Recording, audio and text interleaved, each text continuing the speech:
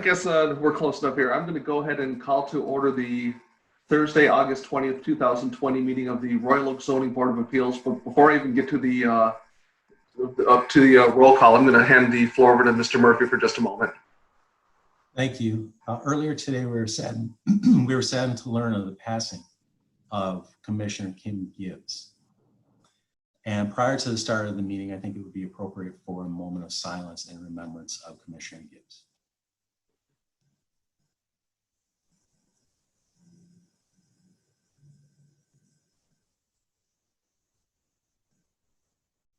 Thank you for that, Joseph. All right, so I will move along to the roll call, and I'll just go in the order that I am. Obviously, Anthony. Here. Mr. Curtis. Right here. Ms. Zukin. Here. Ms. Robinson. Here. Mr. Gavin. Here. Mr. Klatt. Here. Mr. Kroll. Here. And I do not see Ms. Anderson, so I'm assuming she's going to be absent this evening. So that moves us right along to the approval of the minutes for the July 9th, 2020 meeting. Let's do the call to order. I thought I did. Then August 20th, 2000. No, the whole. I'm sorry. Oh, Let me make a statement. yeah. So anyways, let me jump to that. The call to order. The board does not write the zoning ordinance, but does have the authority to grant relief from it where practical difficulty or unnecessary hardship would result. The board will vote on each agenda item following a public hearing. Use variance requests require a minimum of 5 affirmative votes in order to grant the requested variances. Non-use variance requests require a minimum of 5 affirmative votes in order to grant the variance. If you would like to request the board table or adjourn your case due to the absence of a full board, which we do have this evening, we are down Ms. Anderson. You must inform the chairperson immediately after the public hearing. Petitioners shall do their best to limit their presentations to 10 minutes. Each participant in the public hearing shall do their best to limit their comments to 3 minutes. So then that brings us, I apologize, to the approval of the minutes for the July 9th meeting. I'll move to approve the minutes from the July 9th meeting. Second. We have moved by Ms. Zukin, second by Mr. Kroll. Any comments, discussions, additions, deletions? Perfect. Just as they are. All right. With that, I will again go through the roll call vote. Mr. Kroll? Yes. Mr. Klatt? Aye. Where am I at? Mr. Gavin? Aye. Ms. Robinson? Here. Ms. Zukin? Aye. Mr. Curtis? Aye. Mr. Opak? Aye. And I vote aye. All right, so that moves us right along to older unfinished business. Do we have anything in that department, Mr. Murphy? Yeah. All right. So moving right along, that takes us to item E1 of new business, which is case number 200815, a public hearing on the appeal of Timothy Soboleski, owner and Thompson Design Group petitioner for the following variances. There's actually quite a number of them located at 828 Woodcrest Avenue. I'm going to go ahead and hand the microphone over to Mr. Murphy. But prior to that, Ms. Zukin. Yes, because of a very close relationship with the homeowner and my husband and myself, I'd like to recuse myself from hearing this first case. So,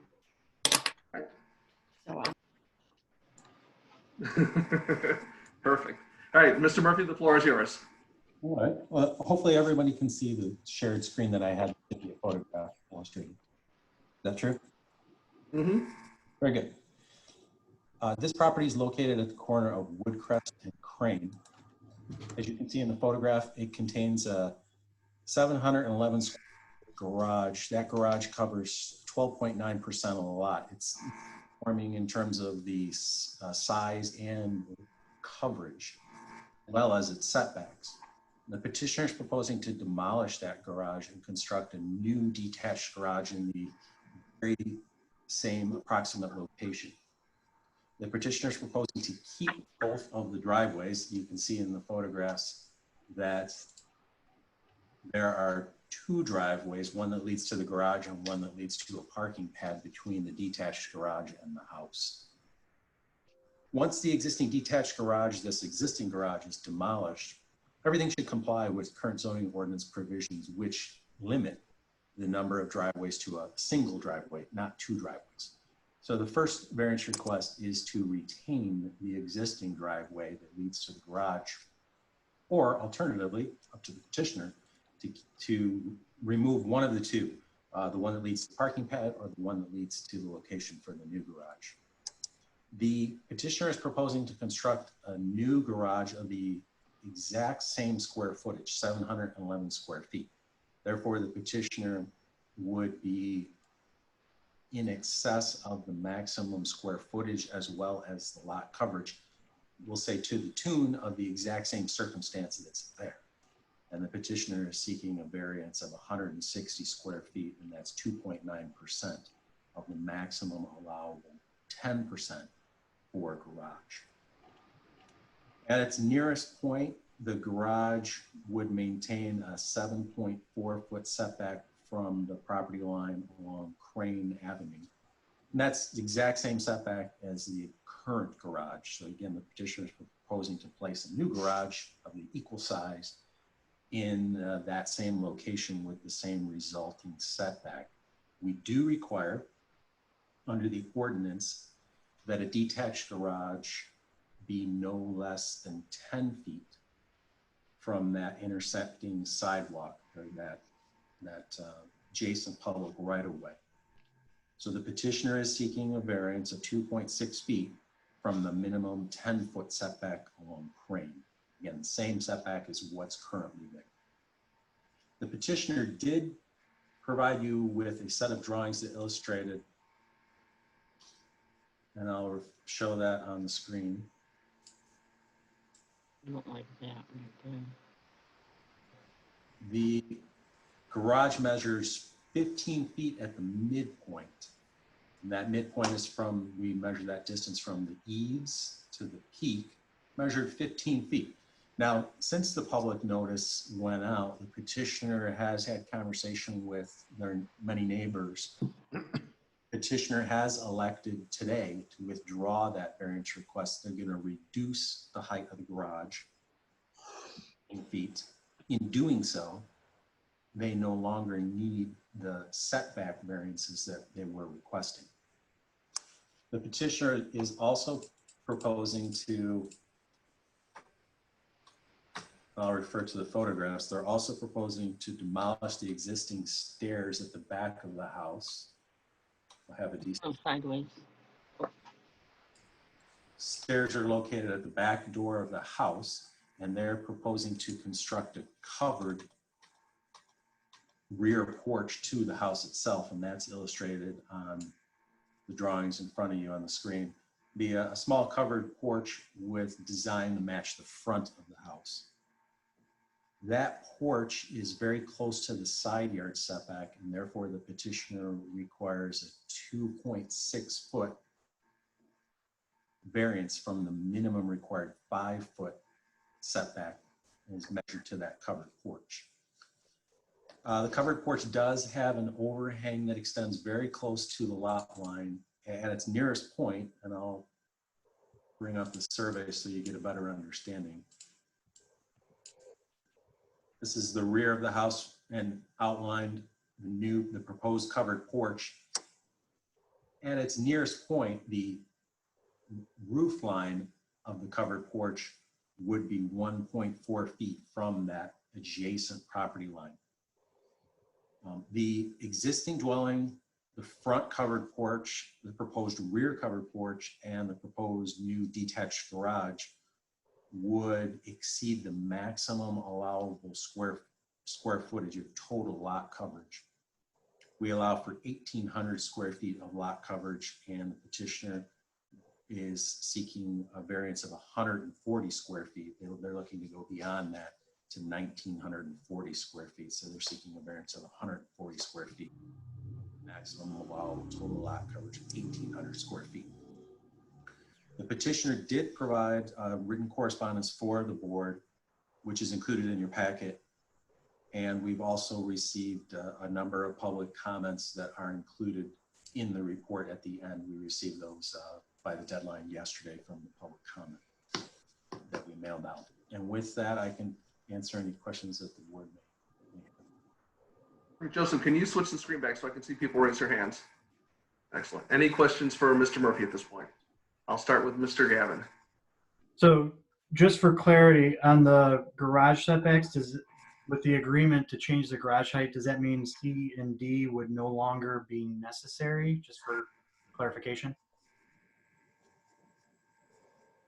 That would be the variance request to waive 2 feet of the minimum required 5-foot south side yard setback. Thanks. That would just be D then. Yes. Okay, just to be clear. I'd have to look. I don't have all of them in front of me. What was the other one that was right? I don't have the agenda in front of me. I apologize. 2.6 feet of the minimum required 10-foot north setback along Crane Avenue related to the proposed detached garage. No, that one still applies. Because they're proposing to have the garage be 7.4 feet from the walk along Crane. That one still applies. It's the other variance request that you had referenced. Thank you. Joseph? Well, hold on. I had Mr. Curtis in queue, then I'll come to you, Mr. Kroll. I had the exact same question Mr. Gavin had, so thank you. Fair enough. Mr. Kroll. So we've got 5 variances on a garage. Am I hearing that right? No, there's one that's directly related to the proposed rear covered porch. Okay, so then there's Last 4. variance request is one that's related to a total lot coverage. If the petitioner were not proposing the rear covered porch, they would not need the last variance request. They would not be in excess of the total lot coverage. Thank you. Alternatively, they could make the garage smaller and they wouldn't need that variance request as well. So they could elect to do one or the other, or come in front of you and seek a variance. All right. Any other questions for staff at this point? Ms. Robinson.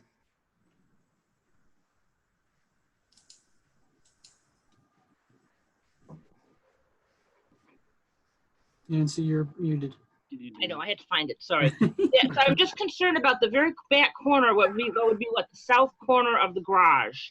Are you saying that if we lower the pitch, or the height of the garage, that doesn't matter, that back corner of the garage is so close to the neighbor's garage? Let me bring that up on the screen. Okay. On the south side of the property, in the very back of the lot.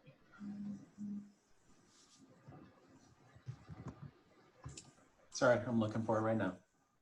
No, that actually, that proposal is at 3 feet.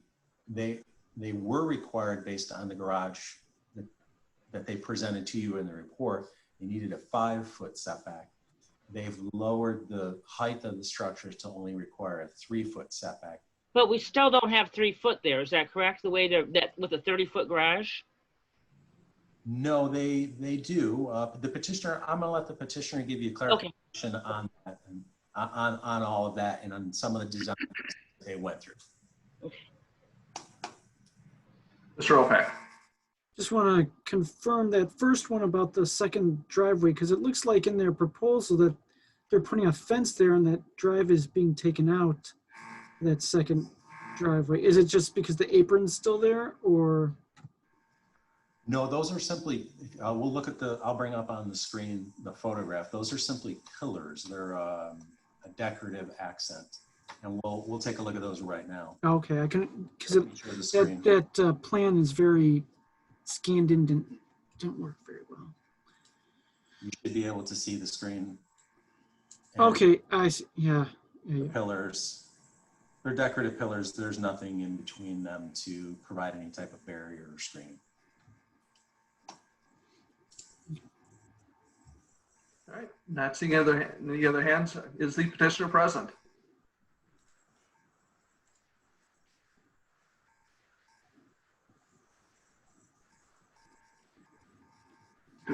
We have a couple names there, Michael Thompson and Tim's iPad. I'm assuming.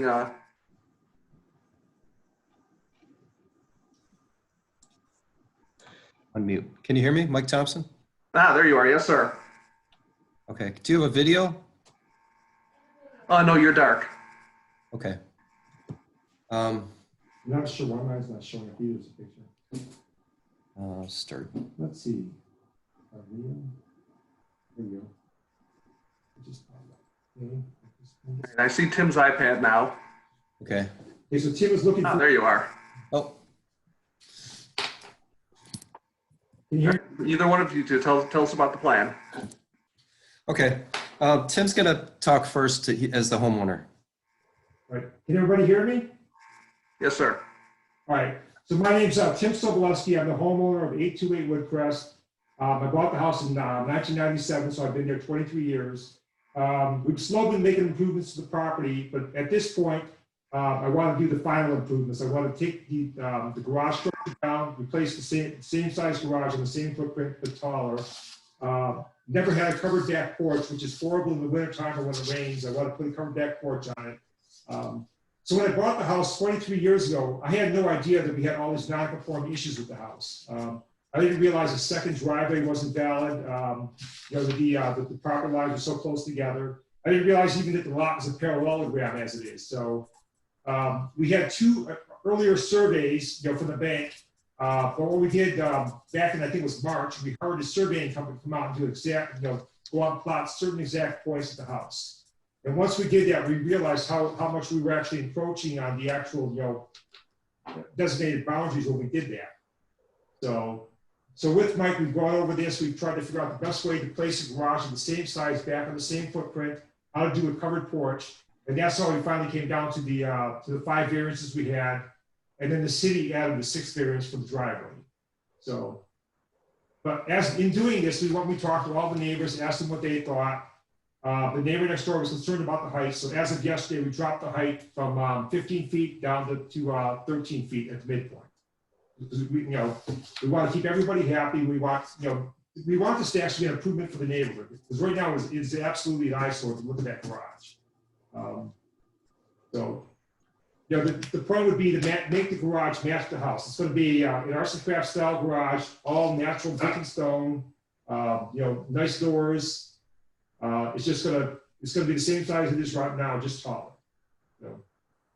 There's also an oak tree there. We're going to actually do what we can. We're going to get with an arborist and try to save the oak tree that's next to the garage rather than cutting into the root system. Anything you want to add? Me? No, your architect.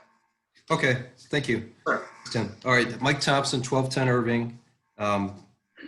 Architect, okay, I want to talk about 3 things first. The project description, the 5 variances, and then the 4 criteria. So the project is pretty much apples to apples. It's replacing and rebuilding what's there already on this corner lot. So we want to reconstruct the garage. It's had some structural problems and it's rotting and it wasn't designed correctly for Michigan weather and all that. So we want to keep the exact same 710.5 square feet, the same dimensions, and knock it down and rebuild it in the same footprint as close as we can, but also improve it, pull it back from the south property line more to the minimal 3 feet, and the feet is related to that. And then we're pulling it away from the DTE power lines because it has to be 6 feet. So we're pulling it to the west as well, about 6 inches. The brick and stone, this is important. The garage doesn't match the house at all. So it's really a wood-sided structure that's falling apart. We're going to put in a nice brick and stone with cement block backup to match the arts and crafts style of the house. And we're going to improve the setbacks as well.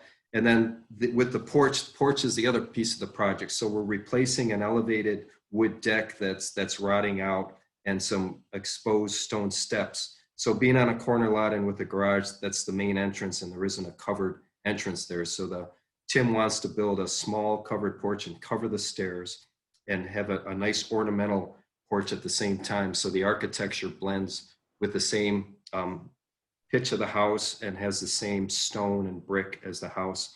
And it's roughly the same footprint of the deck and stairs that are there already. So as Tim said, when he got a new survey, we found out all these encroachments on this lot, and this flushed out a number of variances that were in front of you for tonight. So speaking of the variances, we had 6 yesterday, but we have 5 today. Tim agreed after reading some of the feedback that he's going to drop it down to 13, which only requires a 3-foot setback instead of the 15. So I'm going to address the 6. Variance A is number 1, waive the maximum allowable number of driveways. Tim's had 2 curb cuts on this side street that doesn't get much traffic since he bought the house, and it dates back to the 80s. And we want to keep that intact. It allows him to have access to a granite paved courtyard, and he can also quickly get vehicles off the street on snow days as well. It gives him better access, and there hasn't ever been an issue with it. The second one is waive 2.9% of the maximum allowable 10% lot coverage for an attached accessory structure.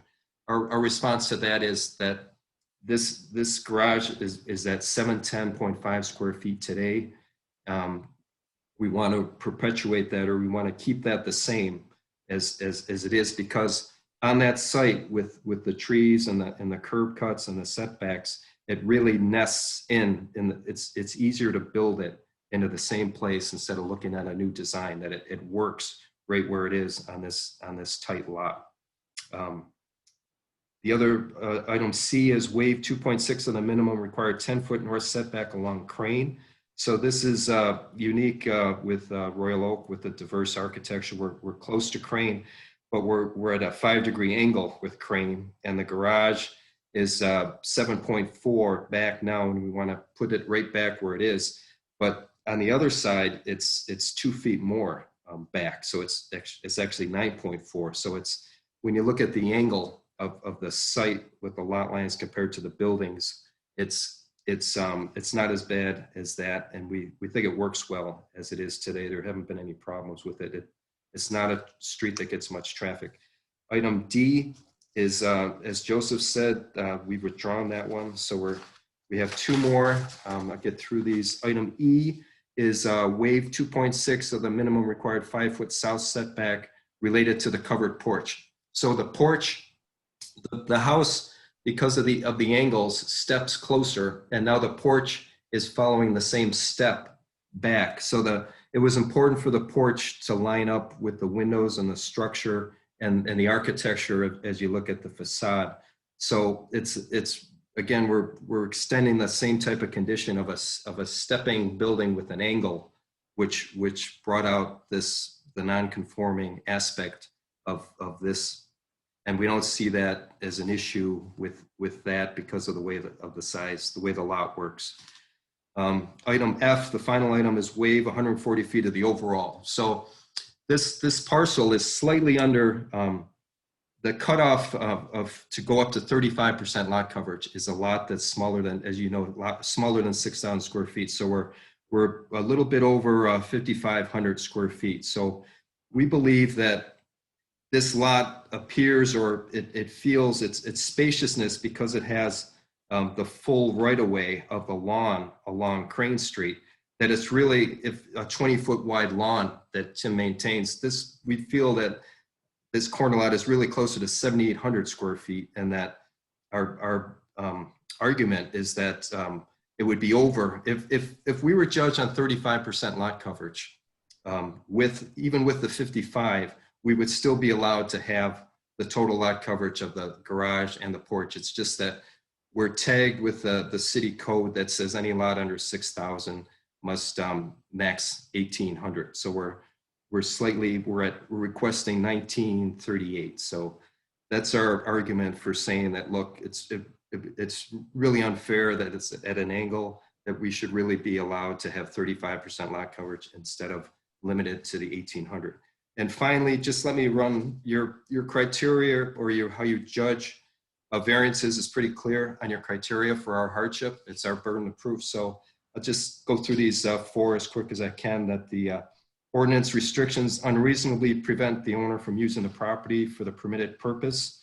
We think that Tim wants to replace a poorly constructed garage of the same size. So we think he's entitled to a variance to replace his garage. We think that he needs a back porch, that it's for weather, it's for protection, it's his entrance, and we've tried to make it as small as we can to blend in with the architecture. And we feel that we're being penalized for a lot that's smaller than 6,000 square feet. That's only 5,500. That we should really be allowed to have 35% if it was fair, if you counted all that 20-foot swath along Crane. Second, that the variance would do substantial justice to the applicant and other property owners. We think that not only has it laid out in how we're laying it out on a lot, that it's sensitive to the neighbors, but Tim has the history on this house of rebuilding a porch and piers and stone pavers that he's reclaimed and salvaged, and he has a number of architectural pieces that he's going to embed in this. So this is not only going to be a nice project, but it's also, we think it's going to enhance the historic character of that street and that neighborhood.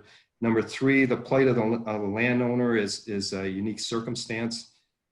This is, I'm just going to rattle through six items. I want to just explain that I think this corner lot is unique.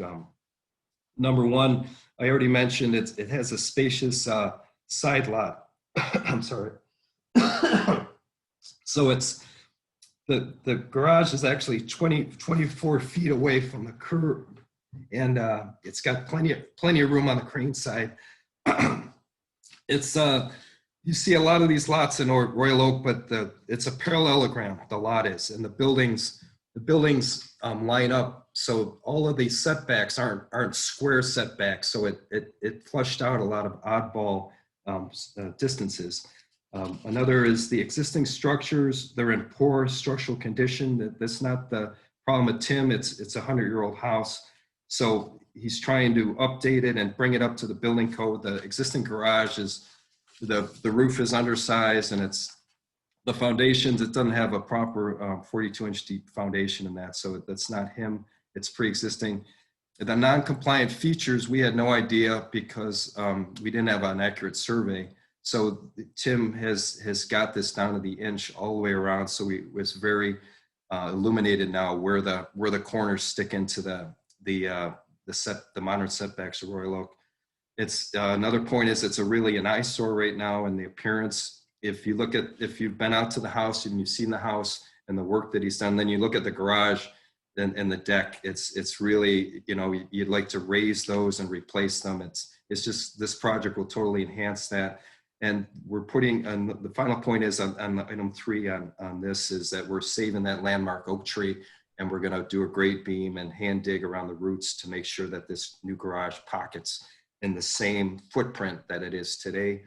Finally, the alleged hardship is not caused or presented by someone having an interest in the property. Again, Tim's been here for 23 years, and he's been a good neighbor, and he had a petition to get neighbors in support. One neighbor had an issue with the height, and Tim dropped it 2 feet to neutralize that issue. So that's it from me. If you have any questions, I'll be happy to answer them. Does anybody have any questions for the petitioner? We'll start with Mr. Clapp and Mr. Opak. Just a quick question. Well, one, I think the porch is a beautiful design. I think it complements the house well. It's nicely balanced. But did you explore any options for the stairs? Like, for example, maybe the stairs could project to the north a bit. Did you explore projecting the stairs to the north? Did you look at other options to potentially reduce the overall length of it to get that setback a bit more in compliance? We did. The problem is that with the exposure, that it's in the shade and shadow, and in the winter months, it's pretty treacherous with it. Never really gets direct sun. So the decision and design was early to get a cover over it. So we were penalized by making the porch bigger so we can cover those stairs and get them inboard of the canopy. I also assume that if they project out to the north, that would probably limit your ability to pull a truck in there, pull the cars in there too. It would. Well, you'd also have a hard time covering because then the roof line would have to extend out in that direction also. Those steps just in the wintertime, they become horrible. No matter what you do, no matter how many times you scrape them, how much stuff you throw on them, they just have a natural tendency to build up ice on them. A little bit of misting just develops ice on there. So, and, it's a fairly high walk up to the house. I think it's like 4 feet. So no matter what we've done, it's never worked out well. And that's why I said finally this year we have to cover those steps. There's no other way around it. It's a fair point. Thank you. Mr. Opak, I believe I have you next. Yeah. And I feel your burden because of how unique a circumstance it is with some certain things with the double driveways and the angled house compared to the lot. The only concern I have personally is your garage is over 33 feet right now, keeping it the same thing, which traditionally I would not have a problem doing that. But with it being less than 10 feet from the sidewalk, it creates a safety issue. And if you're building new, I'd really prefer it be that 10-foot distance to provide that safety. Is there a reason why it wasn't done that way? Tim, yeah, it's and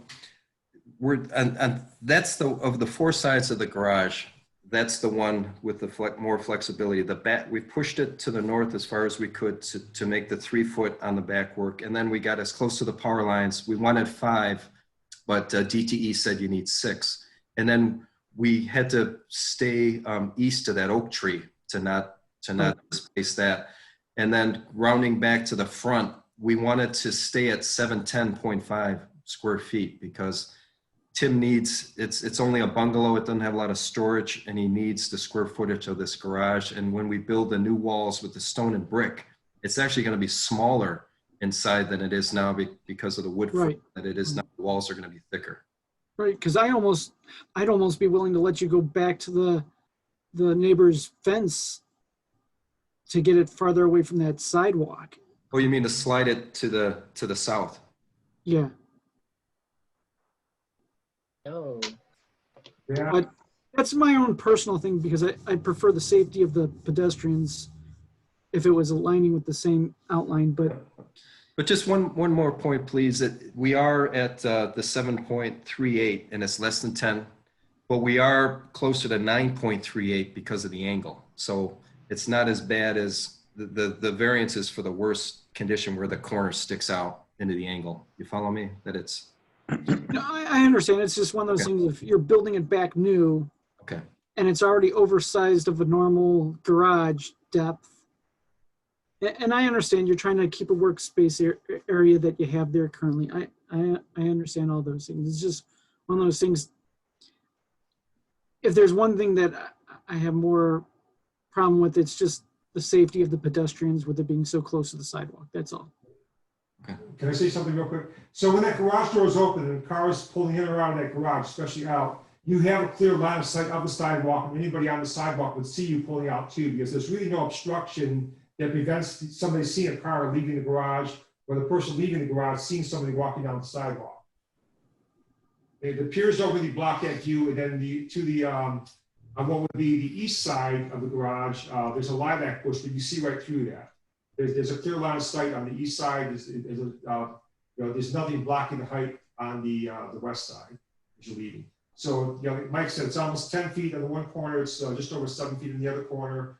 A few feet. I don't think the line of sight isn't going to really change. I think by pushing it back any further. Go ahead, Mr. Curtis next. You're good? You're muted, Paul. All right. Any other comments? Mr. Kroll.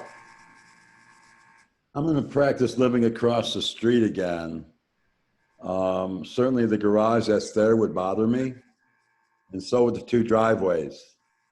Sounds like he's more than willing to fix my problem with the garage or the porch, and I'm somewhat in agreement with Anthony that push that thing back as far as we can get it away, but I'm bothered with the driveway.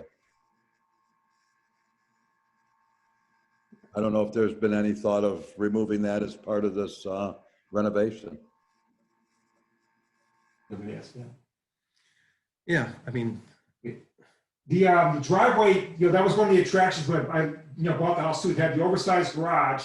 It didn't really have an actual driveway, but the fact that you could pull into the yard, that I figured, okay, this is completely legit because the city laid the street and laid that curb cut for it, and nobody ever mentioned this problem until we requested these variances, and it showed up as variance number 6, which you found surprising. That we looked at the ordinance and said, yeah, it says driveway, it's not curb cuts, but it said you're only allowed 1 driveway. Now I was surprised to hear that. I had no idea that was the case. So again, it's a low traffic street.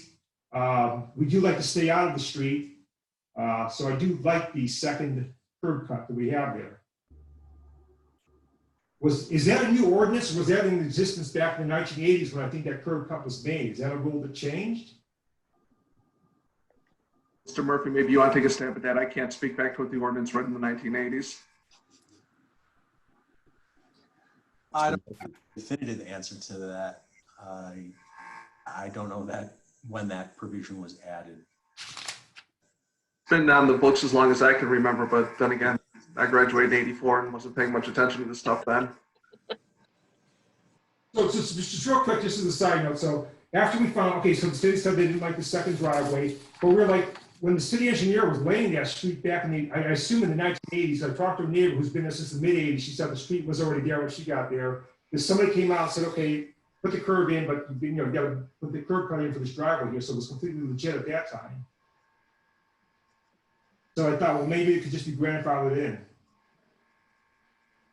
It is a side street, and the neighbor across the street is the side of their house faces Tim's house. So they're on Crane. There's only two houses on the north and south side, and they're both faced by the side of the houses.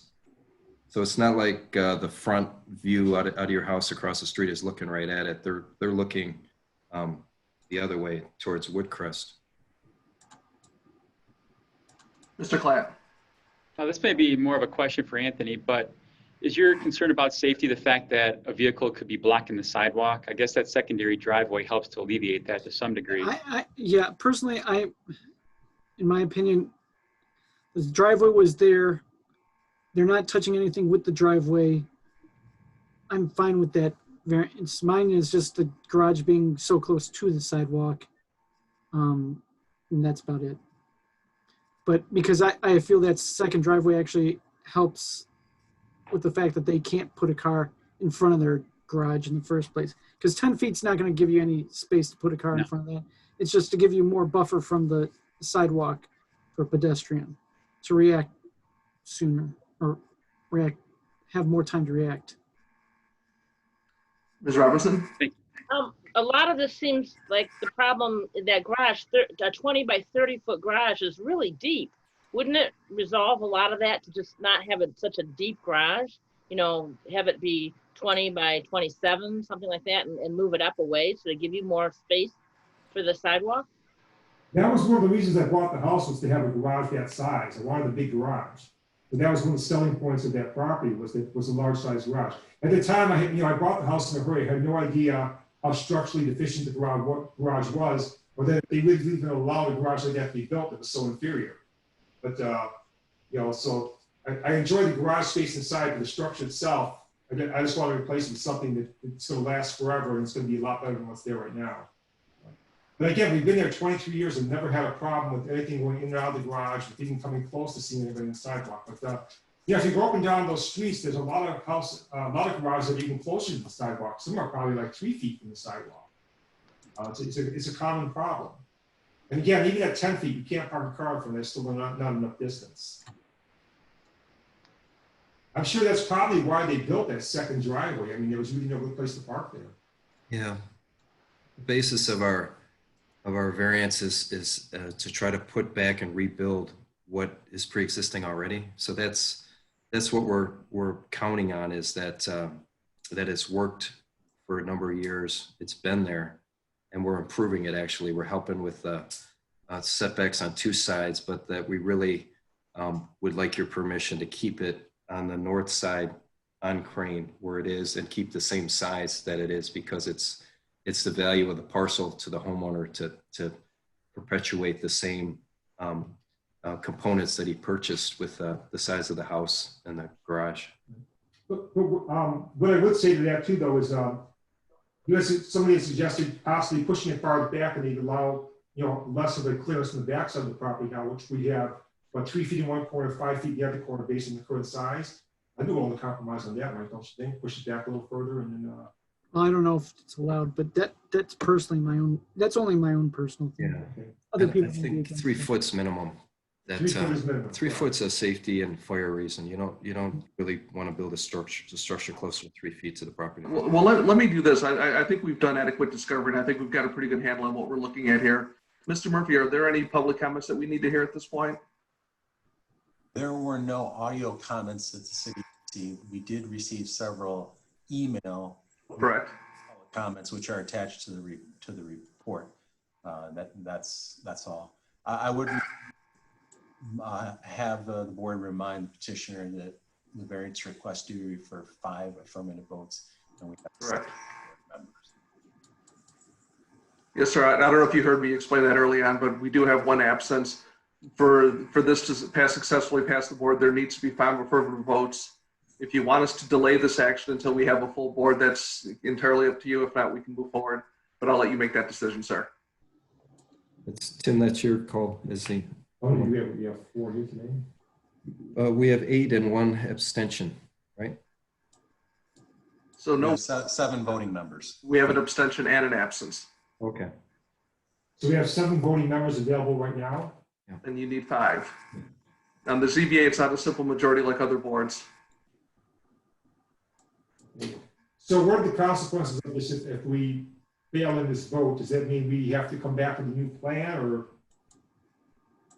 The city standard is typically you would have to present a plan that is substantially different. A plan that's substantially the same technically cannot be presented for less than a year from now. Mr. Murphy, if you want to add on to that. Nope, that's accurate.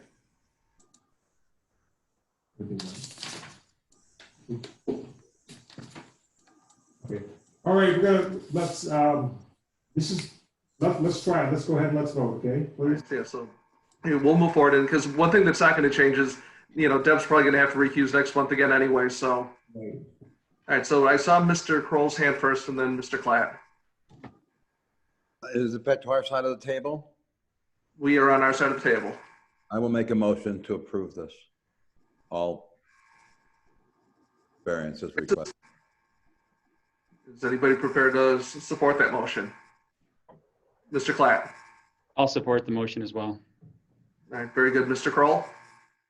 I really had no problem with the garage. I think it's a welcome addition to the neighborhood. It's the one that's in current is in disrepair, and that neighborhood deserves more than that.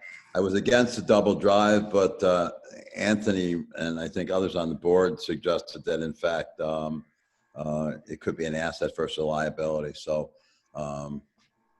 that being said, I do support Anthony's thoughts of moving it back, but that's not on the table. So that's my motion. Mr. Klatt, anything you want to follow with?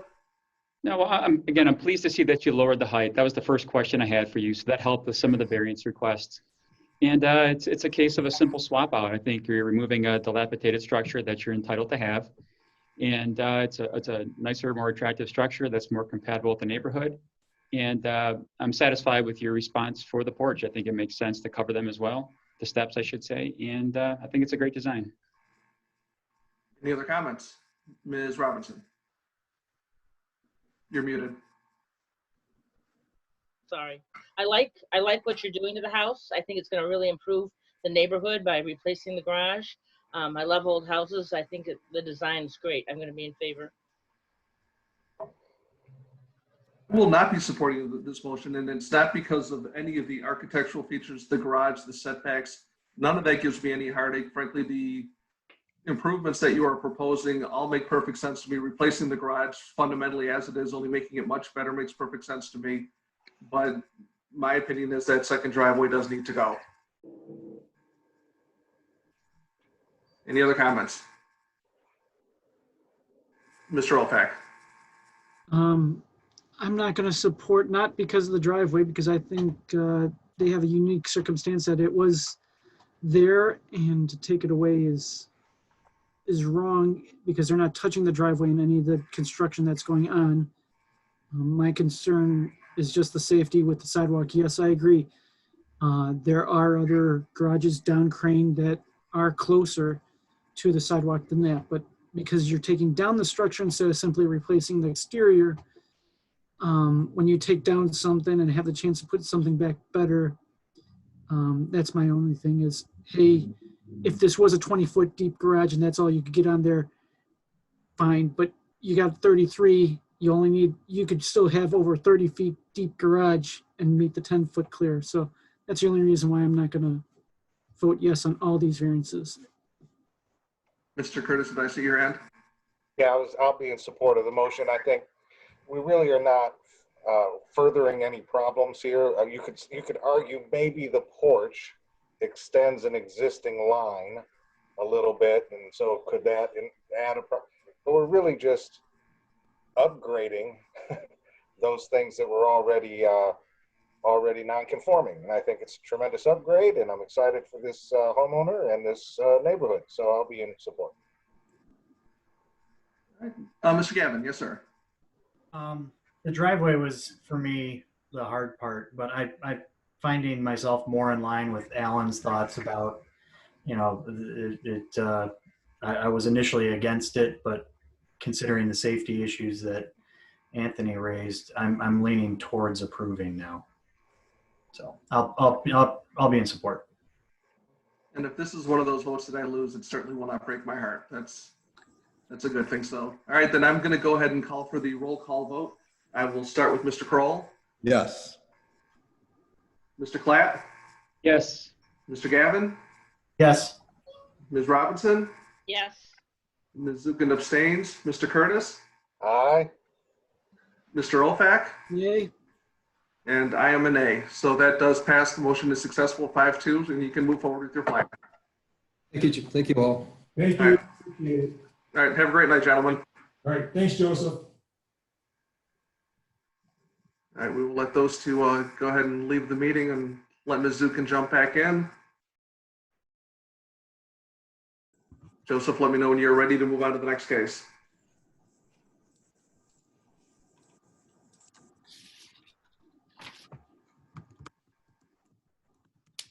I am ready. Okay. Our second case of new business is item E2, which is case number 200816, public hearing on the appeal of Lisa and Tim Brownfield, petitioner and owner for the following variance. 301 square feet of the maximum allowable accessory structure ground floor area of 800 square feet to permit construction of a new single-family dwelling with an 1,101 square foot attached garage and accessory structure located at 1818 Cedar Hill Drive. Mr. Murphy. The subject property is located as noted on Cedar Hill. It is south of Mile and east of Woodward Avenue. It's located in the city's one family large lot zoning district. It's a rather large lot. It's over 18,000 square feet, and that comes in at 0.43 acres. All the previous structures have been demolished, and the petitioner is proposing to construct a new single family dwelling with an attached garage. The opposite screen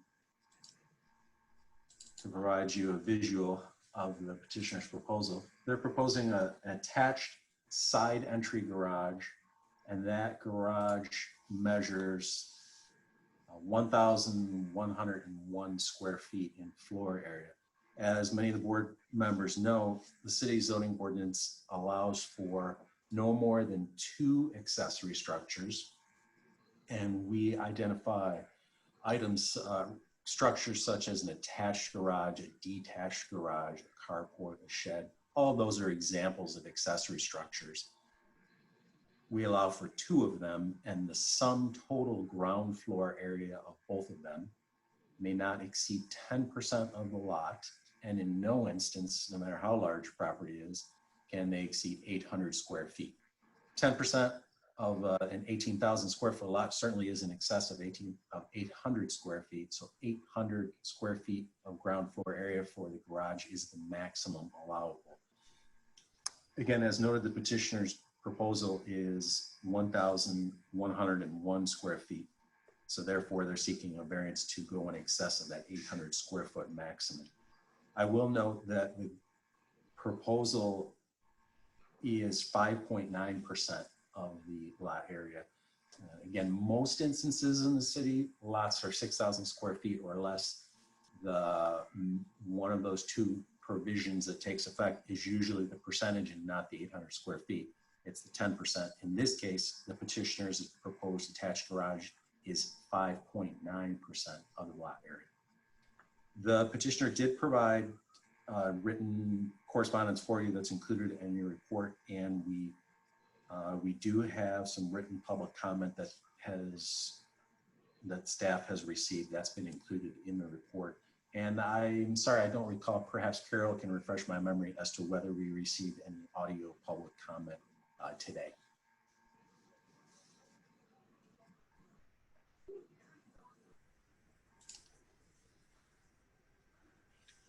Carol, We did not receive any calls on this hearing matter today. Thanks.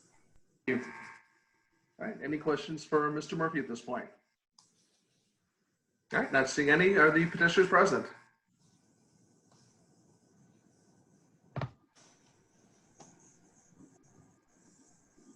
I see a couple blank screens, so I'm pretty sure they're in the room.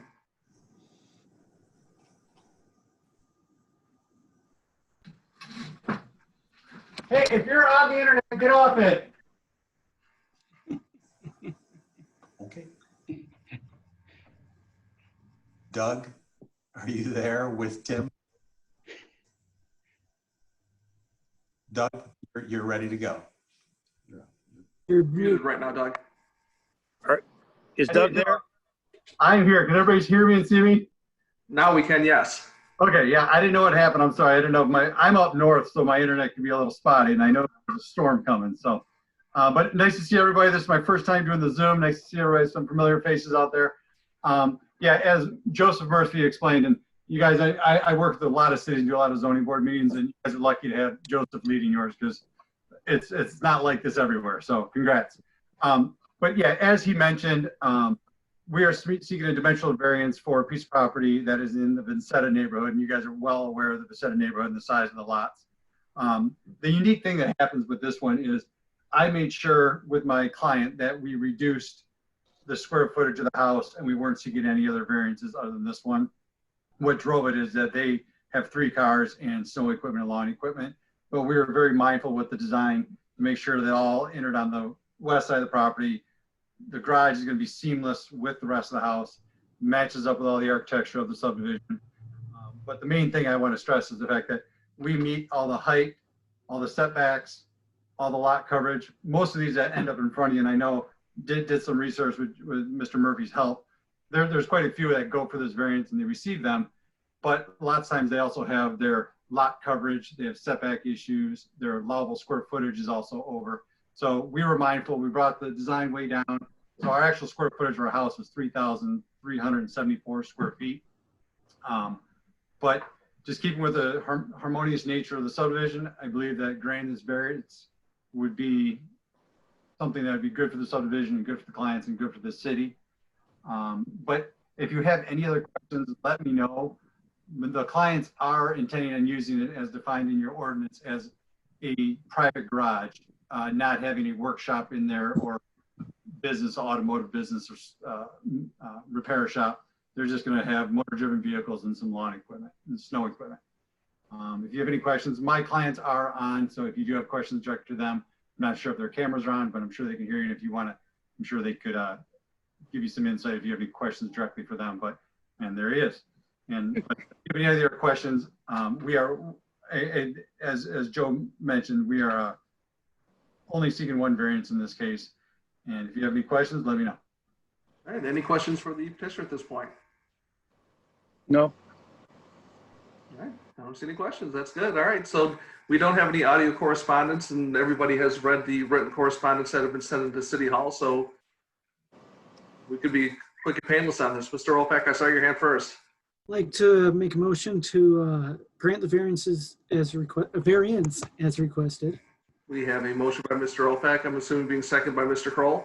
Yes, support that, yes. Mr. Opek, the floor is yours. Yes, in this case, the unique circumstance is the fact that it's an oversized lot. In this case, it's 18,000 square feet. That's a pretty big lot. They're not coming in asking for a supersized garage. 1,100 doesn't seem that bad of a size for a 2-car plus garage in most places, let alone that area. So I personally don't have any problems with this. It's going to be in kind with the neighborhood. It's not going to look out of place, and I think there's nothing wrong with it. Mr. Kroll, you want to follow up on that? Yeah, it certainly, from a design point of view, flows so it doesn't really look like an obnoxious garage or some huge building in the backyard. And you know, the one thing that we call this big lot areas, but we don't really change the standards any.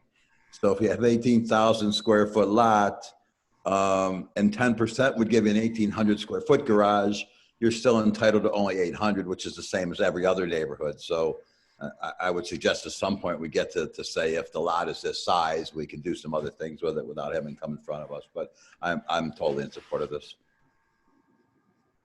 All right, I think they've summed it up pretty well. Any other comments? All right, I'll call for the vote then. I vote yes. Mr. Opak? Yes. Mr. Curtis? Yes. Ms. Zukin? Yes. Ms. Robinson? Yes. Where I'm at, Mr. Gavin? Yes. Mr. Klatt? Yes. Mr. Kroll? Yes. All right, gentlemen, you are all set. And that might be record time. After the first one, I was a little worried, guys. Yeah, me too. All right. Have a great evening. Thank you for your time. I really appreciate it. Thank you. Okay, thank you. Bye-bye. Hit leave. All right, Mr. Murphy, let me know when you're ready to move along. Hit leave again.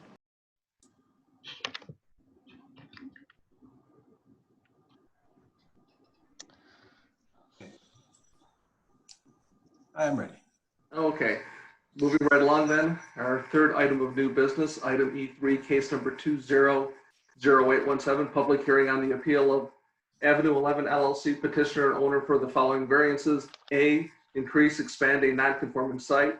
B, waive 18,000 square feet of the minimum required lot area of 18,000 square feet for an additional 6 dwelling units. And C, waive 12 of the minimum required 12 off-street parking spaces for an additional 6 dwelling units to convert a former one-story office building into 6 multifamily dwelling units on a site that currently has 10 multiple family dwellings located at 315 East 11 Mile. Mr. Murphy. Site's located directly across the street from the farmer's market, north north side of 11 Mile. It has 3 buildings. I'll refer to some photographs to give you a better context, but there are 2 buildings that front 11 Mile. One is and I'm hovering over it on the image in front of you, is the prior office building that's proposed to be converted into 6 additional dwelling units.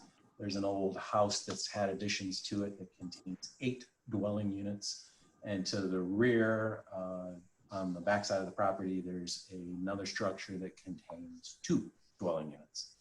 This site may look a little familiar. It was about a year ago. The Zoning Board of Appeals heard a variance request in order to establish a new personal service in this office building. And that did not occur. The building has remained vacant, and the property owner is seeking the opportunity to convert this building into 6 additional dwelling units. It is in the correct zoning district. It is zoned multiple family residential. And the petitioner did receive site plan approval from the Planning Commission contingent upon getting the necessary variances, hence the reason they're here tonight seeking those requests. The current zoning ordinance provisions allow for a certain number of units based on the lot size. And I'm going to zoom in on the survey. Again, the rear building contains 2 units, the converted house 8, and the office building to be 6. There is a formula to determine the number of allowable dwelling units based on the lot size. This lot, there are 10 existing dwelling units which require 33,000 square feet of lot area. The site is just shy of 33,000 square feet. So it's currently non-conforming. 6 additional dwelling units would require 18,000 more square feet of lot area, which obviously they're not able to, they don't have. So they're here seeking a variance from that standard to waive the 18,000 square feet to add the additional 6 units. 2 off-street parking spaces are required by ordinance requirements currently for each dwelling unit. There are 10 dwelling units on the site right now. Therefore, it requires 20 off-street parking spaces. There are only 17 currently on the site. It's currently deficient. Adding 6 more units would require 12 more parking spaces, which they are not proposing to expand their parking lot. Therefore, they're seeking a waiver of all 12 of the 12 additional that would be required for 6 more dwelling units. Petitioners provided a site plan, survey site plan, floor plans to illustrate the current arrangement, what they would be demolishing the interior walls and exterior elements to create 1, 2, 3, 4, 5, 6 units in that arrangement. They did provide a written statement for your review, and we did not receive any written public comment, nor did we receive any audio public comment for the board's consideration. And with that, I'll hand it back over to the board. Platt. Mr. Murphy, do you understand how many parking spaces would be required offhand if that was an office building per se, left as an office use? I didn't see the square footage. I could do the math, but I didn't see the square footage. The trick of it is it's currently zoned multiple family. So the prior is not conforming.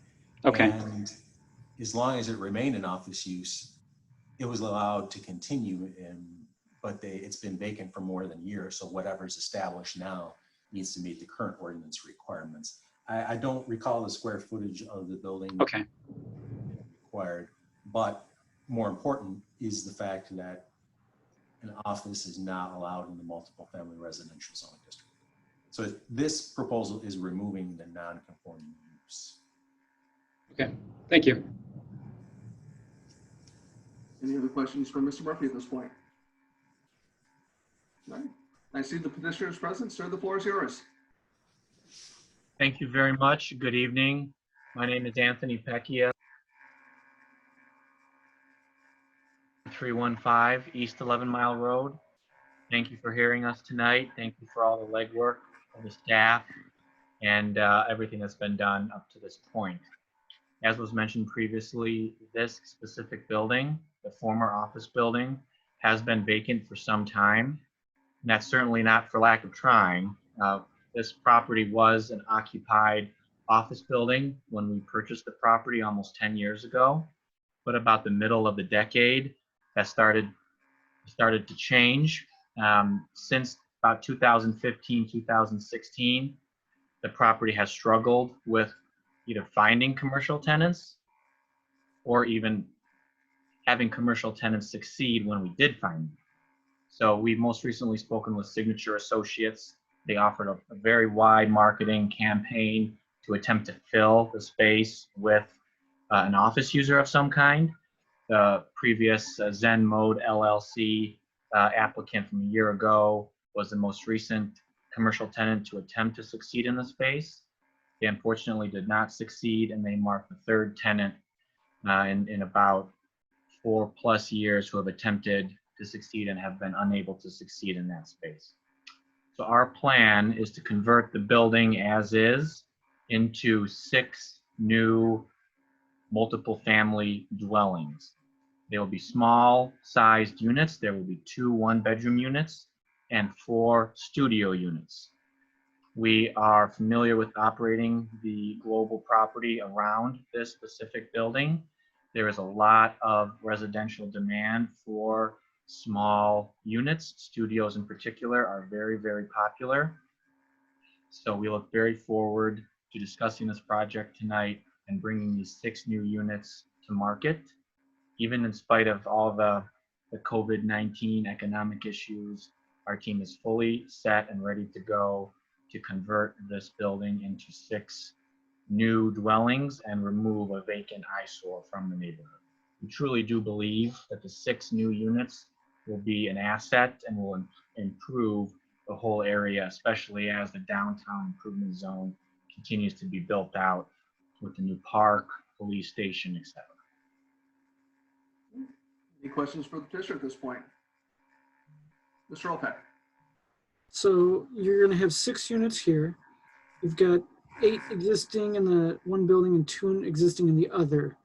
Are those all 1-bedroom studios? Are any 2 bedrooms? So I'm just trying to get a handle of like how many total spots you have versus how many beds you have amongst all of those buildings. Understood.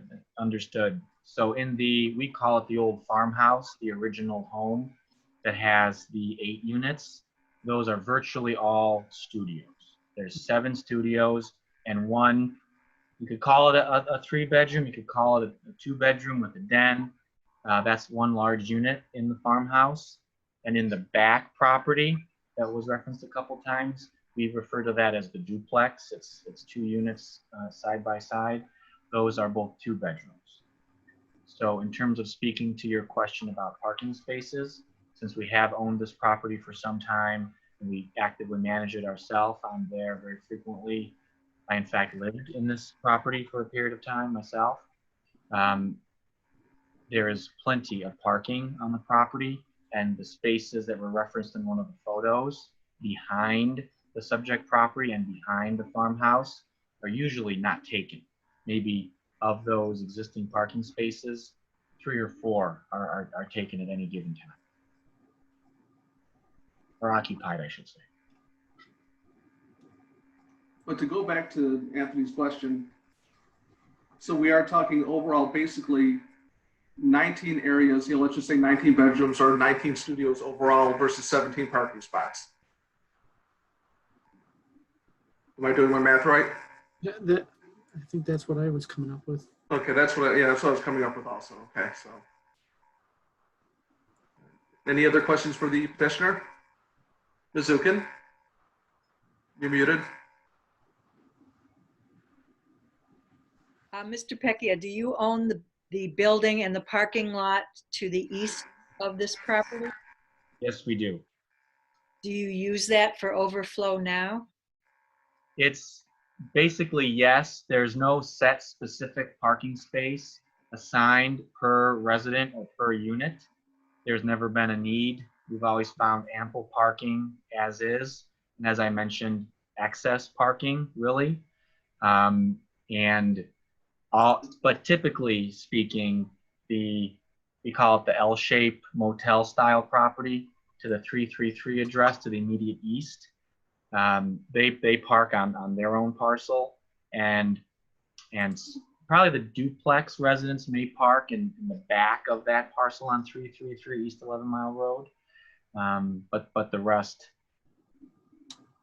if I'm getting at your question, I understand what you're saying. I do think there's some shareability where the residents park for that reason.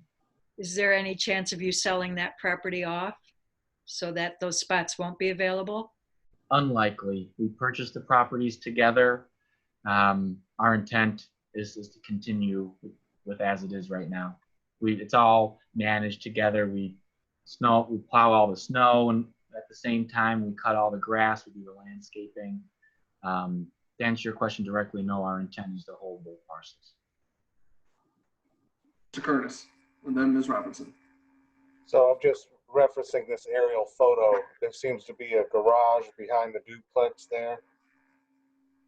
And what's that used for? Is it kind of just a shed for keeping of tools and so forth?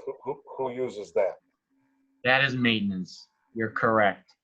Exactly. The 2-car garage is used for landscaping supplies, tools for the maintenance team, perhaps spare lights, plumbing pieces, etc. Basically building stock. Since our own firm self-manages this property, we know the ins and outs of it. We've owned it for 10 years, so we know what parts are needed. We have a stock there, and that space is utilized for that function. Well, I'm wondering if there isn't room for more parking there somehow with that part of that not being used for vehicles is what I'm wondering. Mm-hmm. Mm-hmm.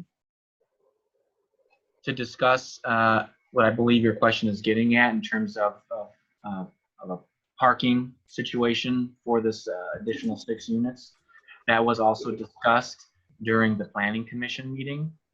And the comments made were, there's a new parking decks that have been constructed by the city about a block away, less than a block away. Many spaces are accessible there. Many are not used overnight. That's on 11 Mile as well, just a bit west, just west of the public library. So that was discussed. Also, since these units that we're proposing are smaller, there's not typically shared living arrangements between a studio, for example, is typically just one person who lives in that 450-ish square foot studio. And also there's public transit lines that run along 11 Mile and are close by. In fact, a bus stop very close to the front door of 315 East 11 Mile. And all of those factors were considered mitigants to any parking concern. Any other questions for the petitioner? Yes, ma'am. I'm sorry. Okay.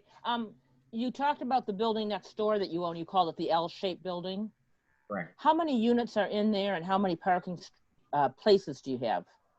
There are 30 units in that L-shaped building.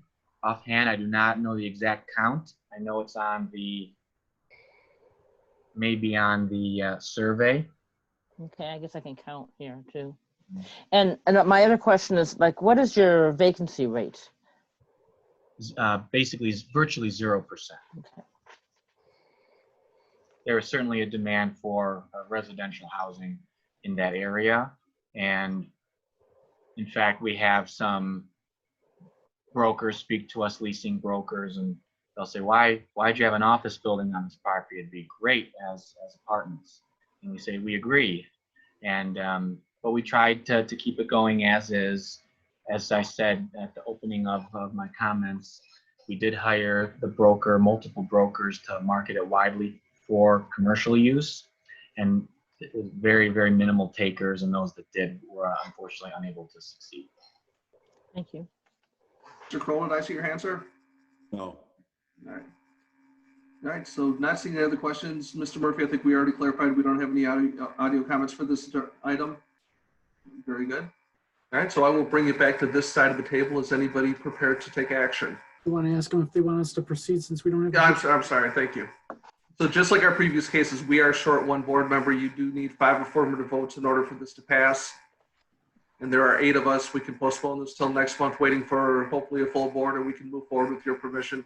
It's entirely up to you, sir. Please move forward with the vote. Thank you. You got it. Absolutely.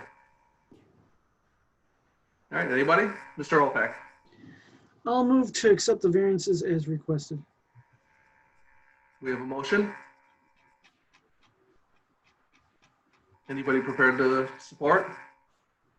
I'll support. I'm gonna second it. Second it, yes. So I can hear Anthony's thoughts. Go ahead, Mr. Olpak.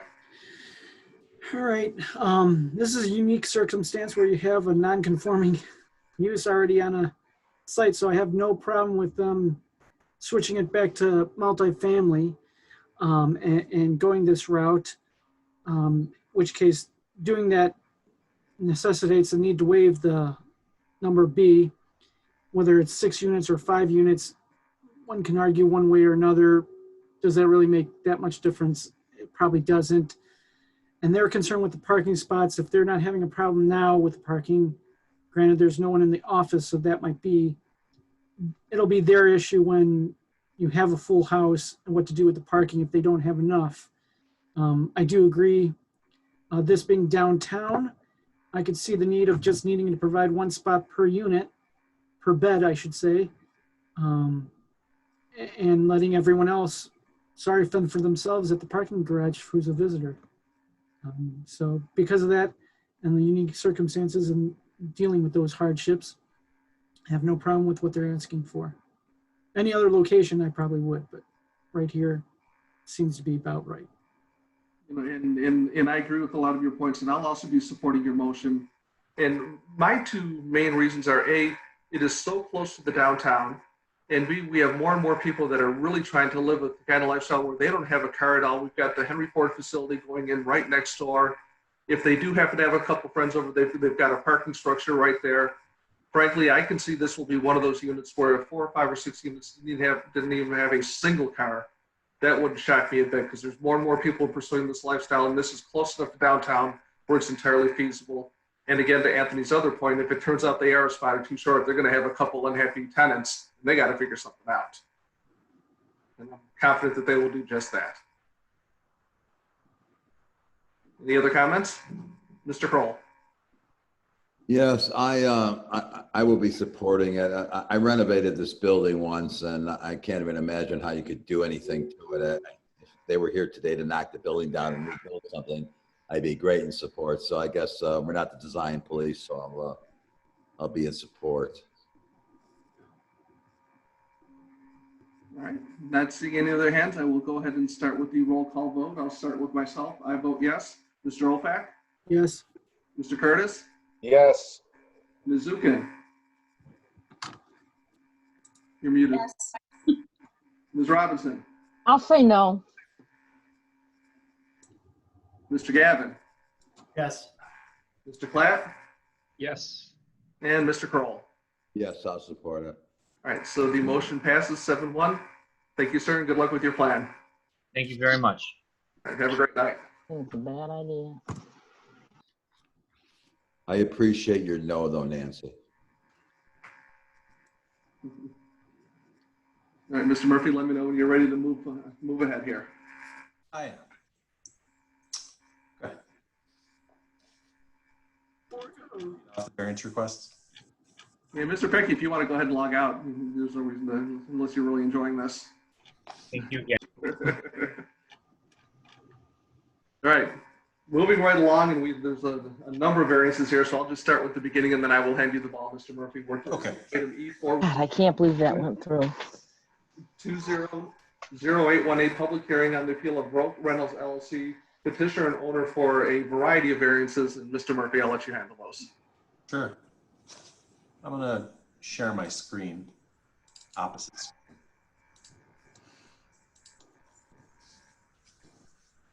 The subject property is located on the east side of North Washington Avenue. It's improved with a one-story commercial building, which was most recently used as, for many years, as the Borgo School of Dance, as many of you may recall. It did have an associated, and I'll refer to the aerial photograph, the building and some ancillary parking on the property west of the public alley. East of the public alley, the dance school also had an accessory parking lot. That particular piece, the accessory parking lot, is not associated with this variance request. This variance request is strictly associated with the building on west of the alley. And the petitioner is proposing to convert the existing structure into a single family dwelling with and then construct an attached garage, covered porch, and patio. This site is zone one family residential, so a single family dwelling is allowable, and it must meet the area and bulk standards of the one family residential zoning district. Some of that is the challenge presented in the, and I'm going to refer to the petitioner's drawings. The existing setbacks for the building, there's a front elevation of the building, as well as some side photographs. But we'll jump down to the petitioner's drawings.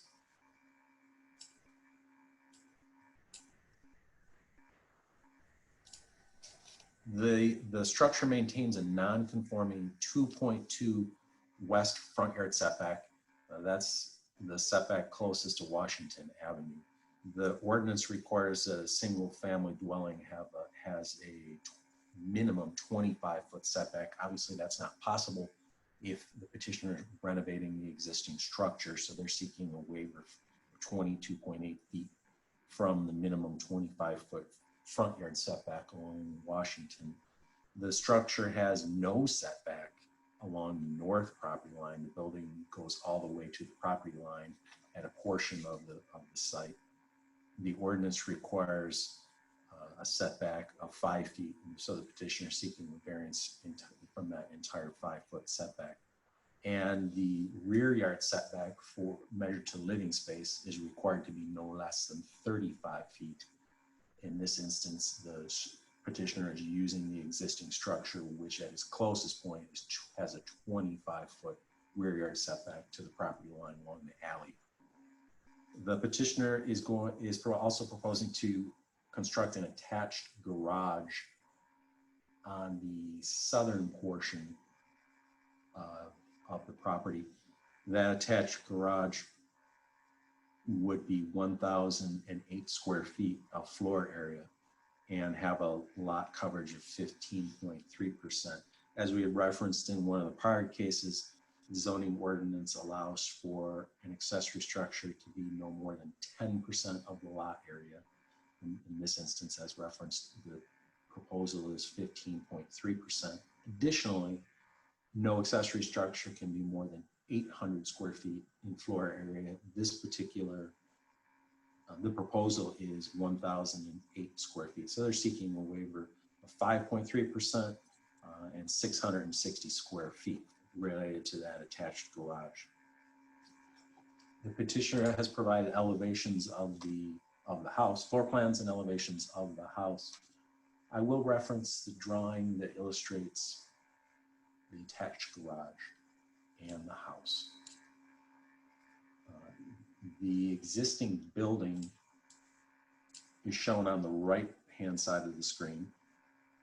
The proposed attached garage is shown on the left-hand side of the screen.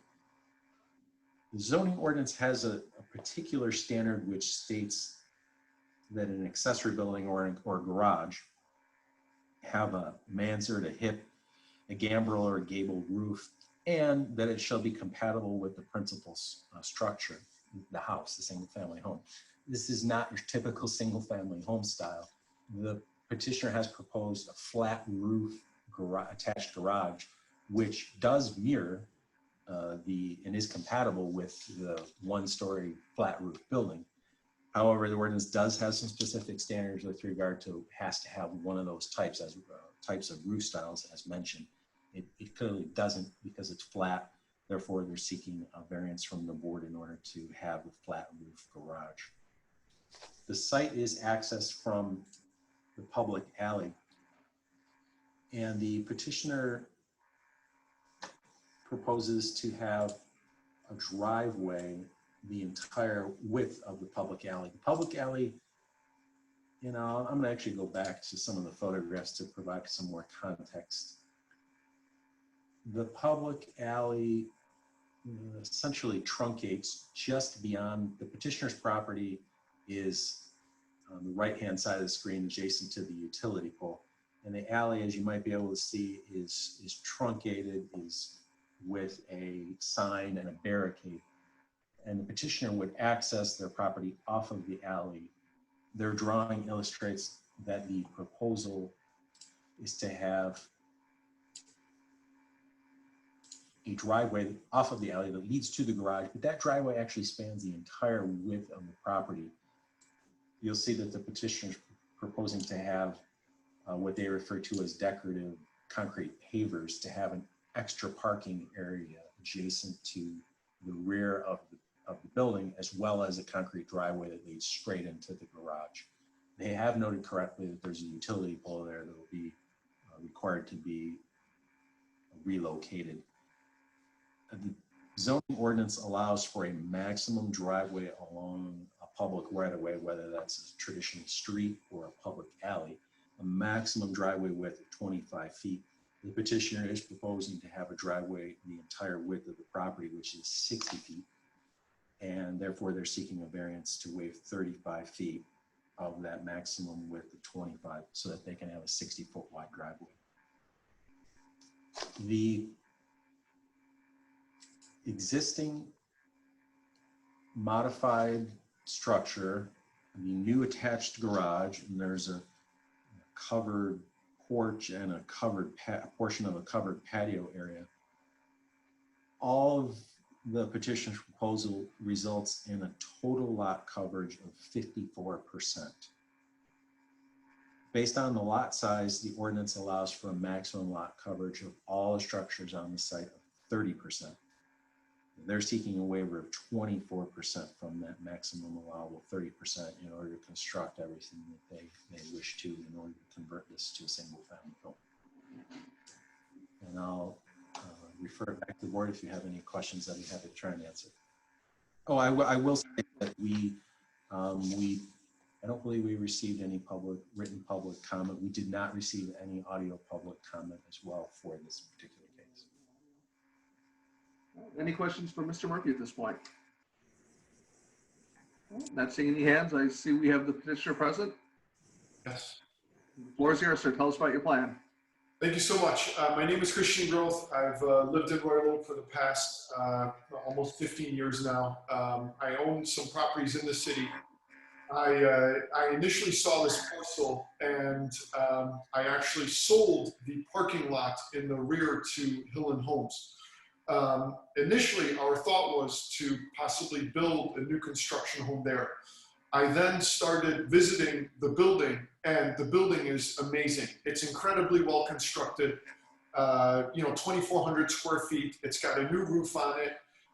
It's an awesome building that is so solid. Unfortunately, the building does not have a basement, and the lack of a basement, and actually, I do want to mention one more thing. I am looking to live in this building myself, so I would be the homeowner. I am really passionate about our neighborhood maintaining a vitality and having also modern living spaces. There's a property that's just north of Grant Park on 4th Street that I think is a beautiful property that was a former heating and cooling warehouse that was converted into a home. And I think this property could be extremely attractive in the neighborhood and also provide for a much nicer looking yard and front curb appeal than there has been for the last 50 or 60 years that this building has been in use. My largest challenge with this building is just coming up with any space where I can gain additional storage. My architect has advised me to have approximately 30% of the square footage of the building to have that available for some storage. So this garage is intended to hold 2 cars, but also to serve for the western portion of the garage to serve as additional storage space. I know I'm asking for a few variances here, but I do also want to point out that I'm bringing a building for the neighborhood that is currently non-conforming, having a commercial use in a residential neighborhood, though this is extremely close to town. It's really just north of 11 Mile Road by a few buildings, but bringing it into a conforming use by actually now being a residential structure and no longer having a ton of cars in the neighborhood and all the families dropping their children off to the dance school.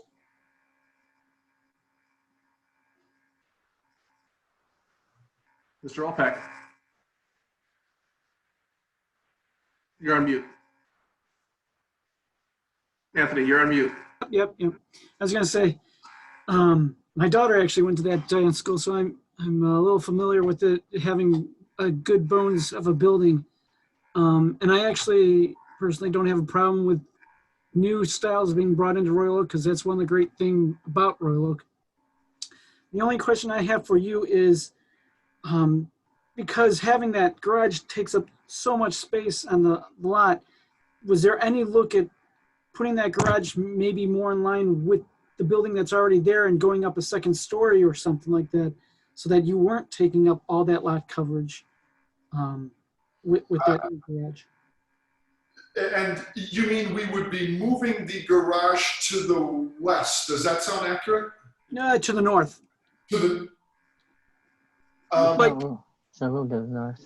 like being part of the existing building or moving it to the west. Either way, just if you move it west, you're still having the same amount of garage. I meant if there was any looking at putting it part of that existing building where the stairs went up, if that portion was the garage and you actually went to a second story some other way over the front portion.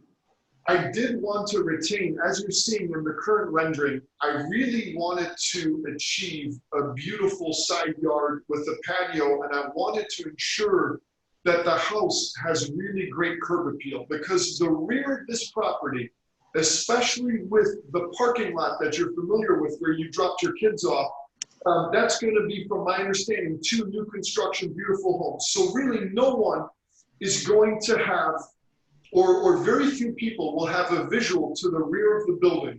And my goal was for the curb appeal on Washington to be truly outstanding. My plan was to have a lower fence, to have a beautiful patio, to have a lot of great modern landscaping there. So we felt that the garage, if we moved it west, would just limit that opportunity. Going a second story up was definitely. To change the look. Oh, I'm sorry, say it one more time, please. Sorry, go on. Go ahead. Go ahead, sir.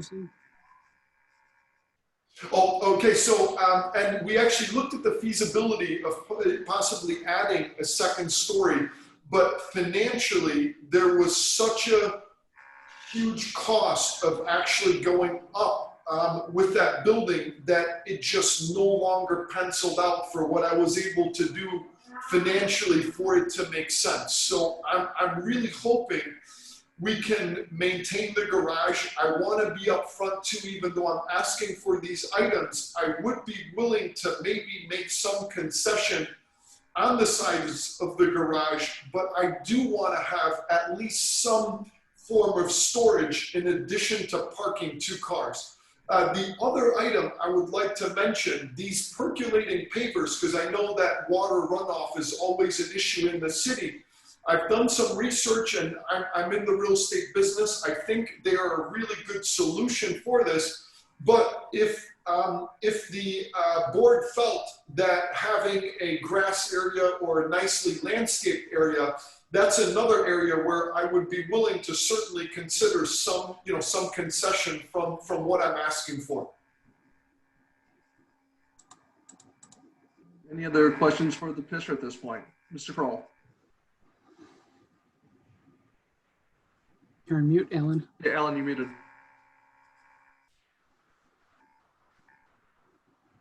I did not have a question. I'm sorry.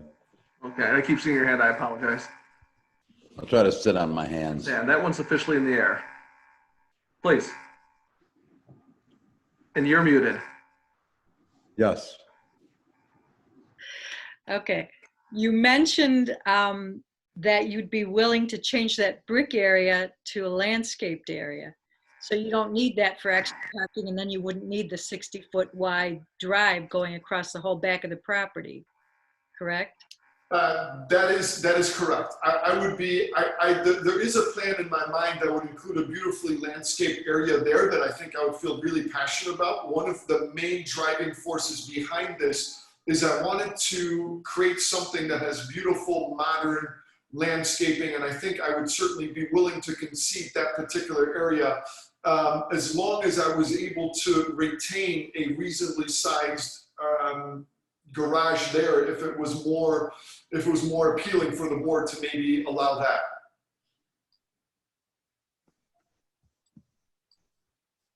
Any other questions?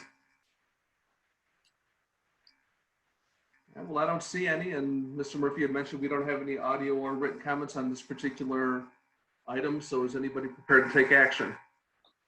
I would remind the petitioner of the. And yes, and sir, we are 1 board member short this evening. You will need 5 affirmative votes in order to move forward with all these variances. We can wait until next month hoping for a full board, or we can move forward if you like. It's completely up to you. I'll take the risk and move forward and hope for the best. Thank you. Yeah, sir. All right, bringing it back to this side of the table. Ms. Zukin? I really like the design. I like all of it, but this is a residential area. You've got houses to the north and south, and it's a little different than the one across the street from Grant Park because there's more commercial around there. I just don't see why you need so much lot coverage here. I don't think it will fit as residential without having more green. And then I'm concerned about, there's 2 houses going behind it, that they're going to be looking at parking lot and garage. I don't think there's a need for 60 feet of driveway there. I don't know yet how I'm going to vote. I'm interested to hear. There's no motion on the table yet, so. Yeah. May I ask a question? Unfortunately, my architect was not able to attend this evening, so I'm fending for myself. And I was curious, would you be able to approve this as a residential structure, but maybe not the width of the driveway? Or would you give me an opportunity, if you voted against this, to possibly modify my plan and come back to you with something that would be more acceptable for the board?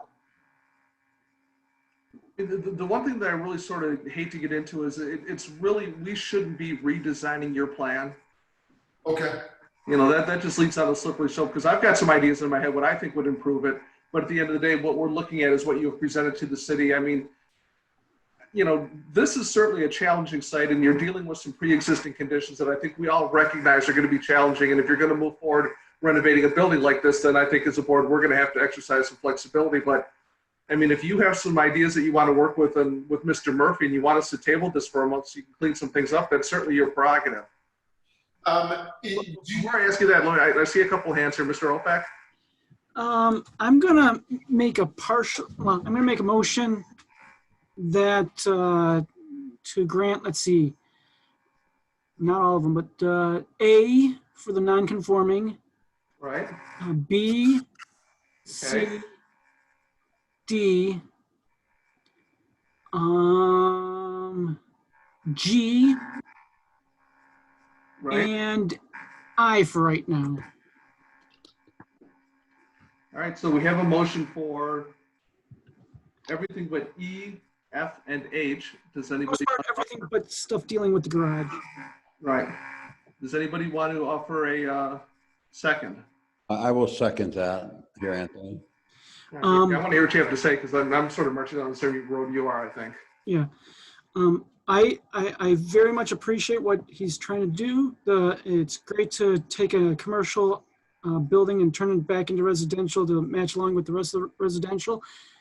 As an architect, I always appreciate new styles that come out or something that differentiates one house from another. So I don't have a problem with him going the modern approach, asking for the flat roof over the garage that would match with the rest of the building. Because he's trying to do a house, he's in a hard place because the building's already there. So all those setbacks are already hindering him. So I don't have a problem with waiving any of those setbacks. I'm still torn about the garage. I understand the need for more storage, but I figure let's just get the main stuff dealing with this out of the way and see if that's good to go, and then have the garage argument. Okay. I think that sounds like pretty sound logic. Ms. Robinson? Just to be clear, you're saying you're in favor of everything except item number E as in Edward. E as in Edward, F as in Frank, and H as in Henry, because those all are related to the garage. So is I, isn't it? I'm fine with that. That was part of my thing. He doesn't have much way of parking, and if that's a heartburn for some, we can pull that portion off and not have it. I'll take an amendment to remove that if that's a heartburn for some of you, to just get the house out of the way. Well, quite frankly, I mean, I was prepared to support your motion as offered, because I think we're on the same page in terms of, we know what the easy stuff is. Let's get that knocked out, and then we can sort of go back and forth on the ones that might give some heartache. And I'm also with you in terms of the width. That's not bothering me whatsoever. Did I see Mr. Gavin? The width actually is bothering me. I think it's just too wide. I don't. All right. I mean, if there's going to be no garage, I would kind of understand the need for something, but okay. I'd like to amend my variance, a proposal for approved variances to remove I from that discussion. And Okay with the second? I will support that. Okay. All right, so then for now, I'm going to move forward. I'm going to call a roll call vote on items A, B, C, D, And G. and G. Okay, are we all on the same page with that, everybody? Okay, so with that being said, we go back to my roll call page. Mr. Olfak? Aye. I vote aye. Mr. Curtis? Aye. Ms. Zukin? Aye. Ms. Robinson? Aye. Mr. Gavin? Aye. Mr. Klatt? And Mr. Kroll? Aye.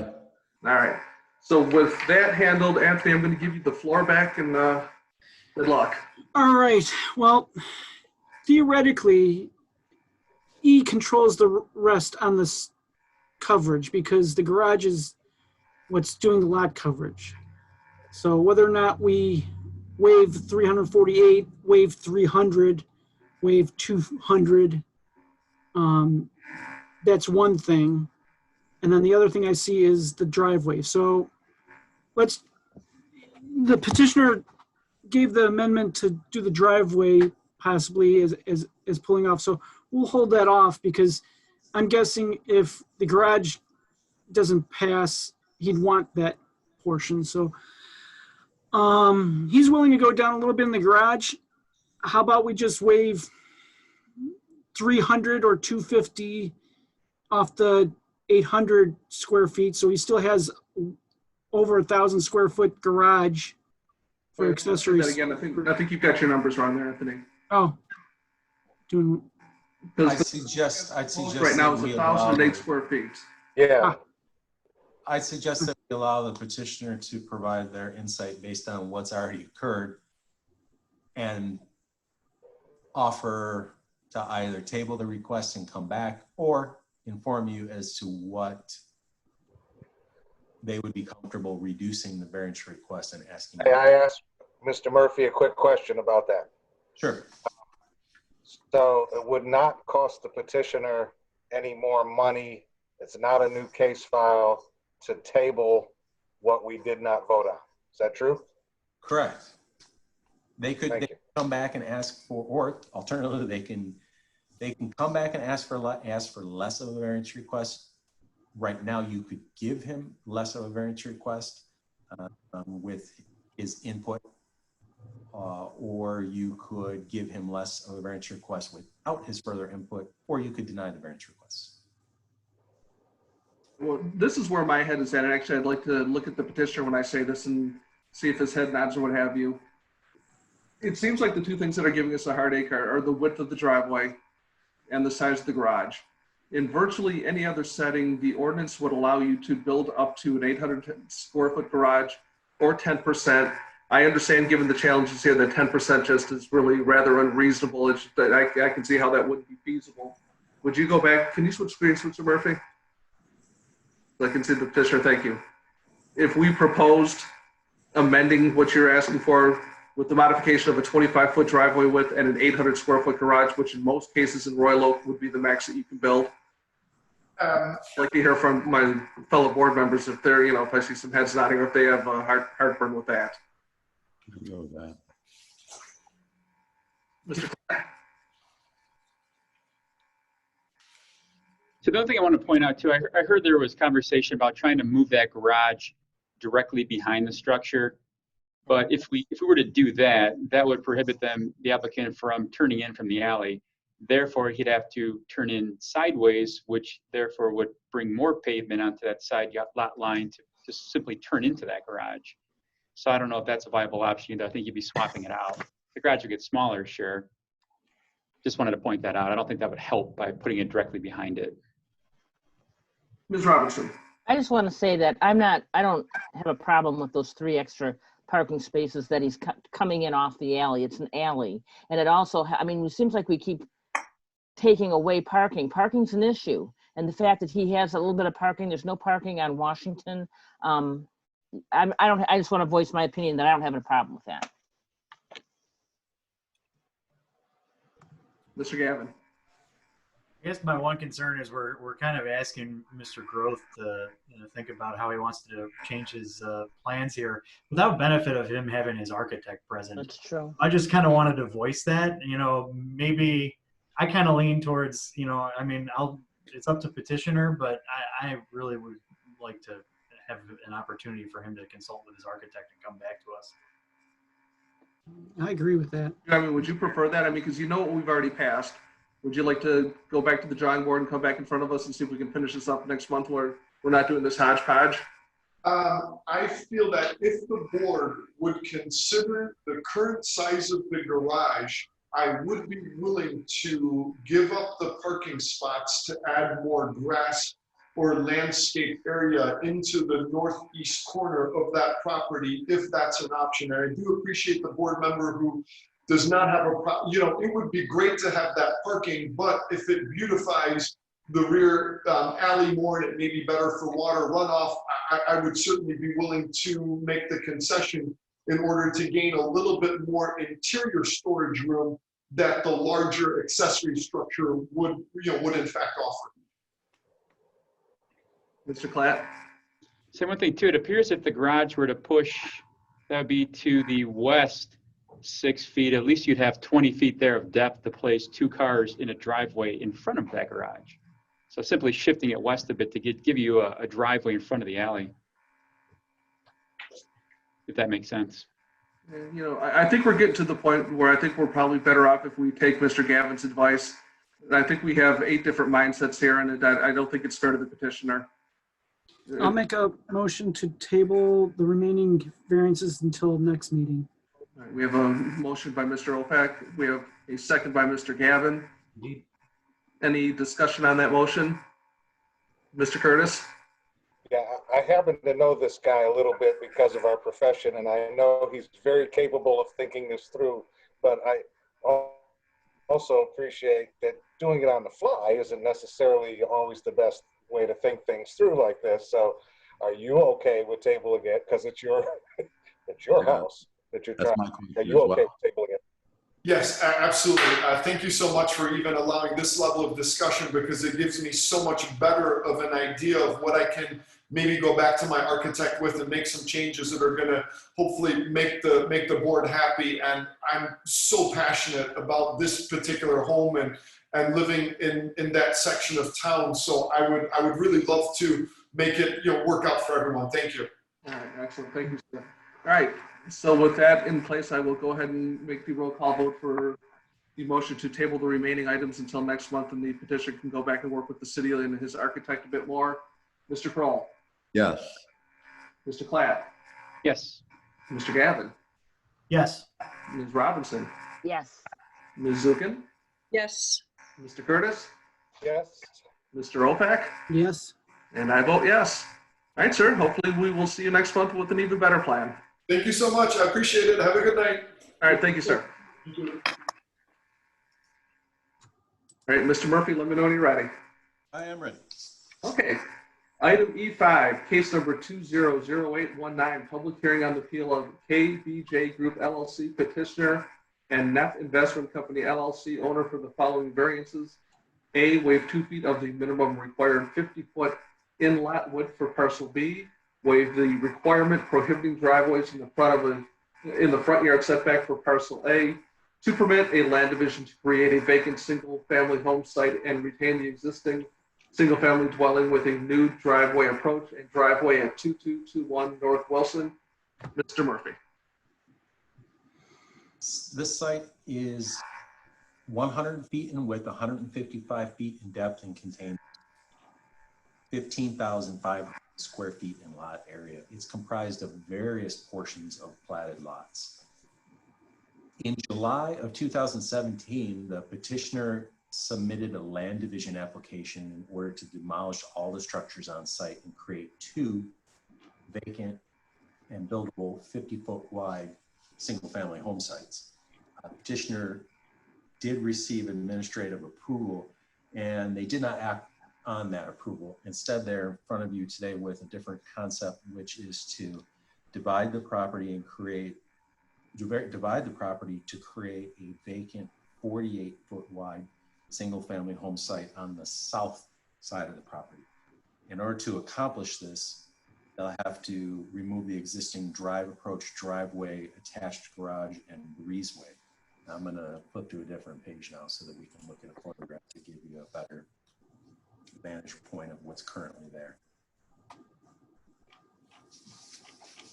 This is the portion that needs to be removed in order to create a vacant single-family home on this site, south side of the property.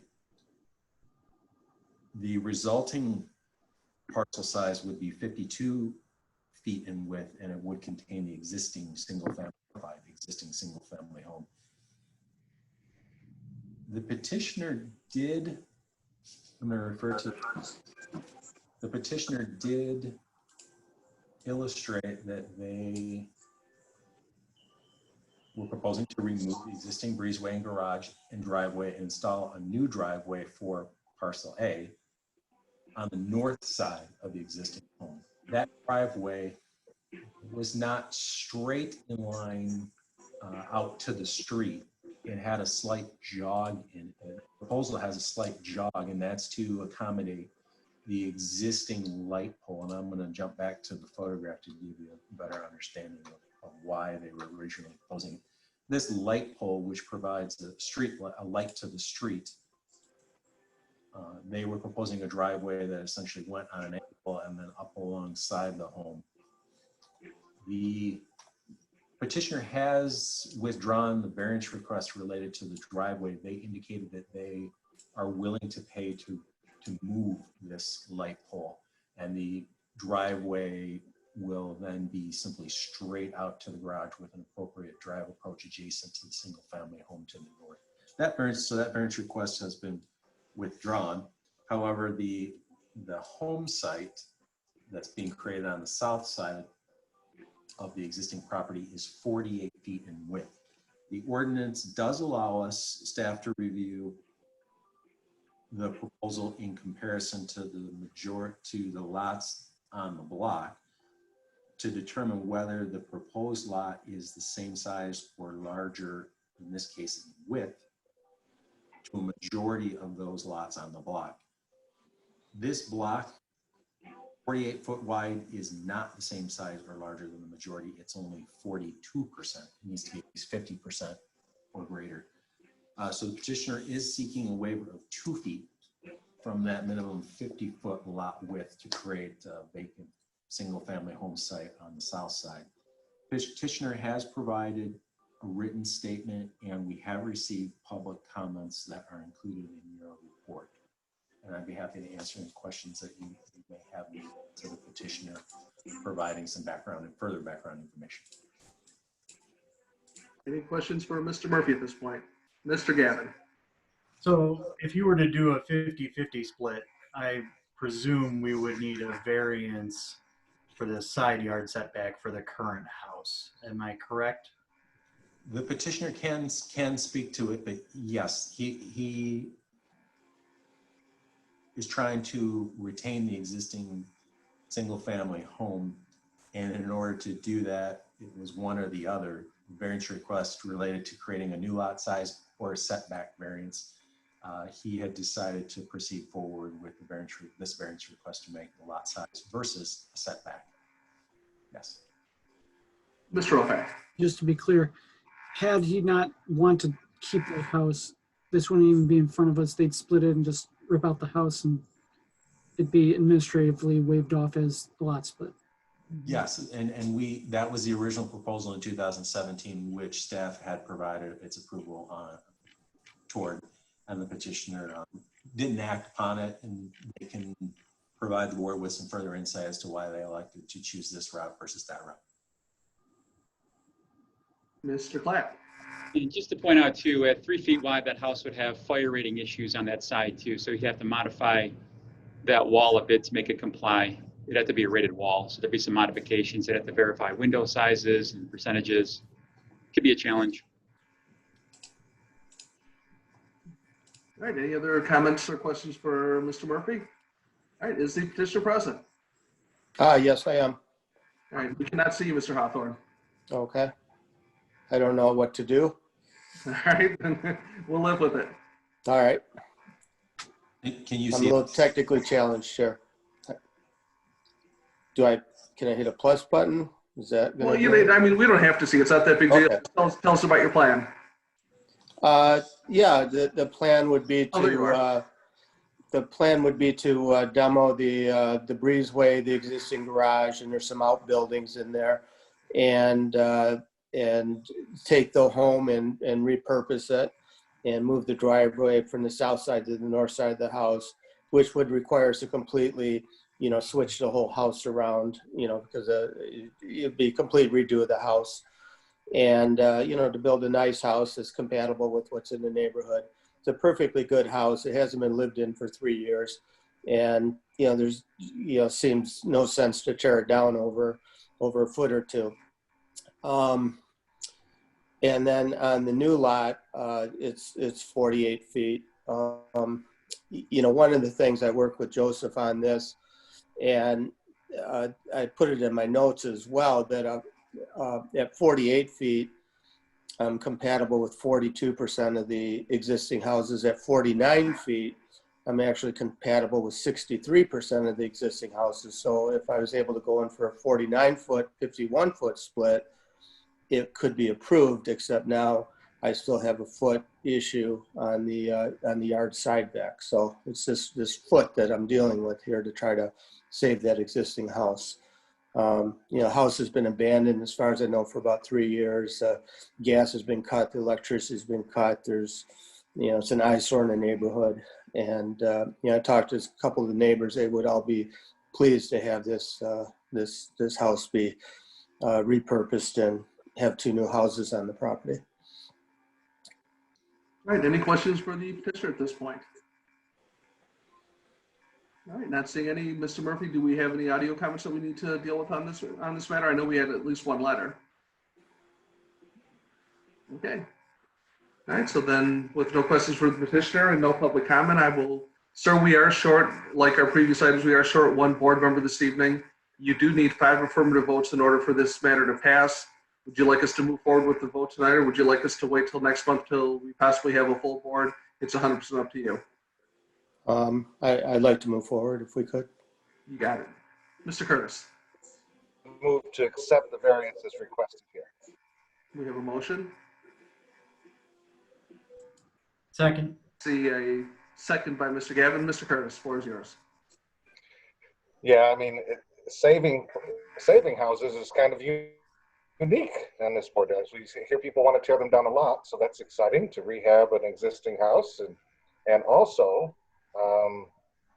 if we make it a 49-foot lot, it's administratively, but you're right back for a variance on. So this solves it tonight. I think this is a great way to settle this. Any other comments? Mr. Kroll? You're muted, Alan. Sorry about that. I think it's reasonable. We look at 48 feet. I know it's 50, but 48 seems a lot for what we get to deal with sometimes. So I think that's a reasonable approach. Any other comments? Mr. Opak? Normally I'd be against lot splits, but in this case, the unique circumstances, he could have easily gone before and got it split and tear down the house, and we would have never even seen it. This case is actually trying to keep the house with a very minor change to the lot for the split. So in that case, I'm willing to grant him the lot split to save a house and not tear down something that's already useful, to go ahead. And I'm going to assume that he's not going to come back before us for any other variances on a 48-foot lot. No, sir. Any other comments? Then I will go ahead and do a quick roll call vote. I vote aye. Mr. Opak? Aye. Mr. Curtis? Aye. Ms. Zukin? Aye. Ms. Robinson? Aye. Mr. Gavin? Aye. Mr. Klatt? Aye. And Mr. Kroll? Yes. All right. That passes unanimously, sir. You are all set. Okay, thank you very much. I appreciate your time and attention to this. All right, have a great night, sir. Thank you. Thank you. Good night. So Murphy, let me know when you're ready.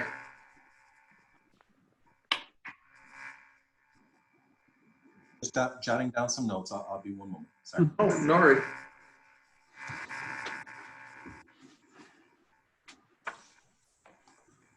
I am prepared. Okay, moving along to item E6, which is case number 200820, public hearing on the appeal of Coysville Properties petitioner and owner for the following variances.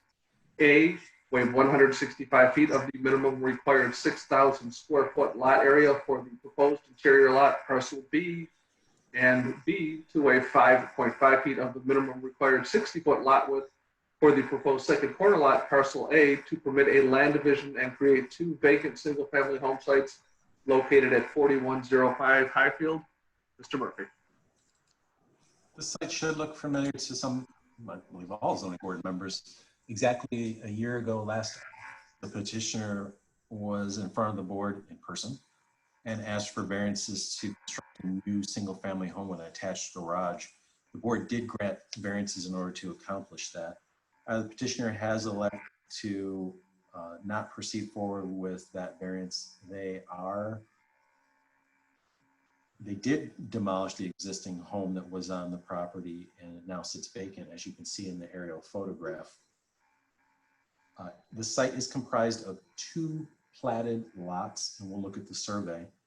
The petitioner is proposing to revert back to those original platted lots to create 2 single-family home sites, 2 buildable single-family home sites.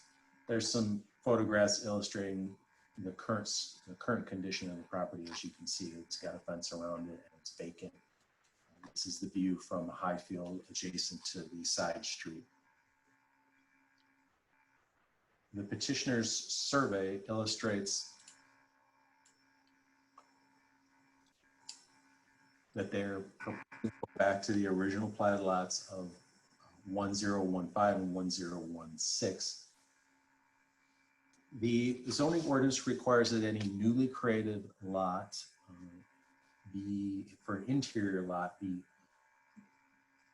meet the following minimum standards: 50 feet in width, 100 feet in depth, and 6,000 square feet in area. The survey shown on the screen illustrates the interior lot labeled as parcel B. That lot, the minimum lot width and depth requirement, it is shy of the 6,000 square feet to the tune of 165 square feet.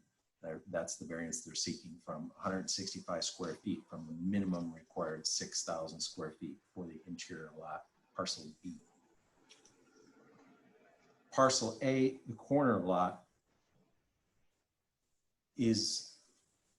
measures in at 44.4 feet and 54.4 feet, excuse me.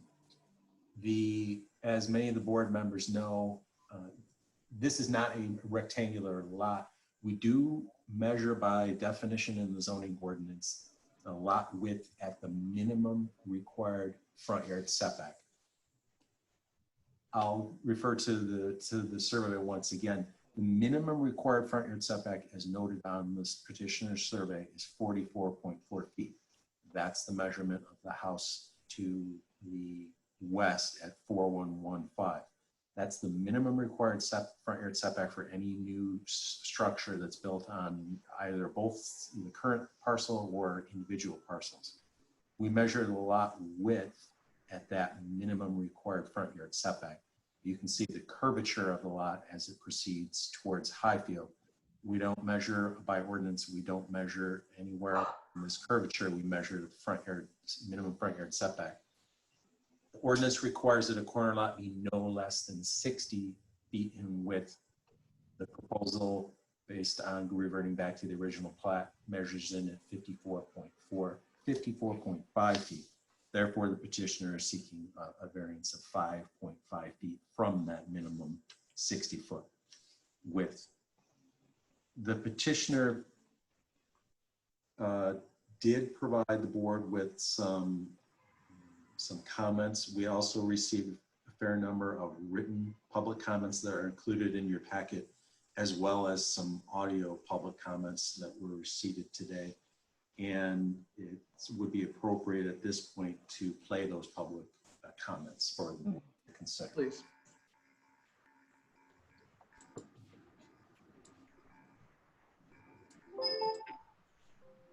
Mr. Chair and members of the ZBA, there were 10 public comments called in today, and I will play those for you right now.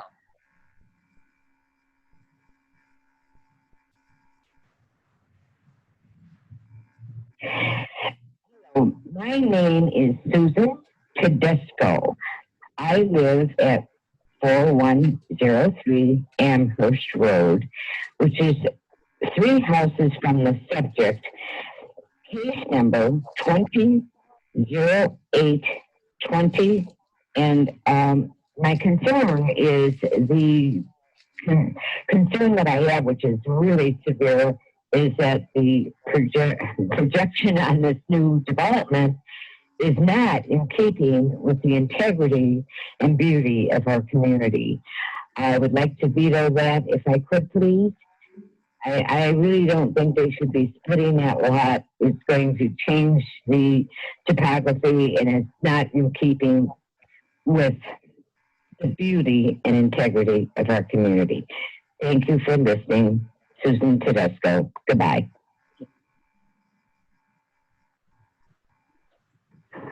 Good afternoon. I am Diane Hawley, residing at 4020 Amherst in the Royal Oak Beverly Hills sub. I am calling in regards to case 200820 at 4105 Highfield Road. This petitioner, Cosmo Properties, has already been granted a variance for this property in regards to building a single-family one-story home with a 4-car garage. It was denied because they were not able to show undue hardship, which is code 65829, and the variance could be detrimental to the neighborhood due to runoff. That was remedied by changing to a 2-car approach. They now want a variance to build 2 homes on a lot that will not meet Royal Oak Code 770-34, lots no less than 6,000 square feet with interior lots of 50 feet width and corner 60. It is my understanding that the mayor wants to change all Royal Oak lots to 50 feet. This does not fit into our neighborhood, where lots are 53 by 120 to 110 by 120. We have both single-story, 1.5-story, and 2-story homes. I am voicing my concern and requesting that the variance is not granted for a few reasons. The new construction in our neighborhood is taking away from its character, as seen by the design the petitioner has used at 4006 and 4012 Amherst. The increase in the number of homes is also an increase in the sewage system and flooding issues. The petitioner originally designed her home to cover this lot of 102 by 116, and the variance was granted, which was a reasonable use of her land, not depriving her of reasonable use or enjoyment. It is my opinion, and the opinion of others in the Royal Oak Beverly Hills subdivision, the continued building of homes squeezing onto smaller lots is detrimental to our public welfare. Thank you.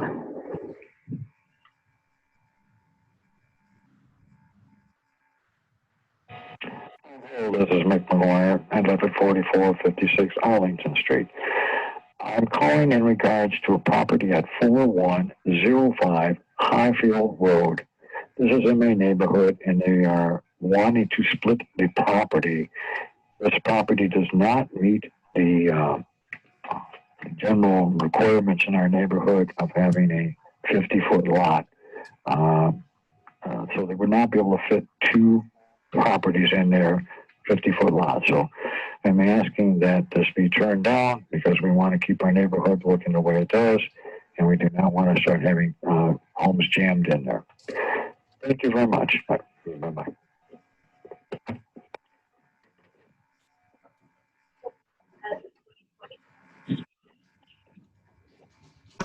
Jennifer Rosbeck, 4149 Sheffield Road, Royal Oak. I am calling on case 200820, and I am calling to oppose, ask for the CA proposed area of lot split. This developer is not forthcoming neighbors on what they are trying to do or how they are trying to develop the property. This will change the charm of our small neighborhood and could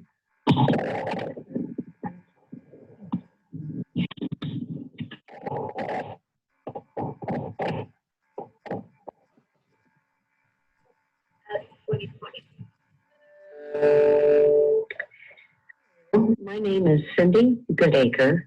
I live in Royal Oak, Beverly Hills, and I'm calling to comment on case number 200820, which is for a lot split at 4105 Highfield Road.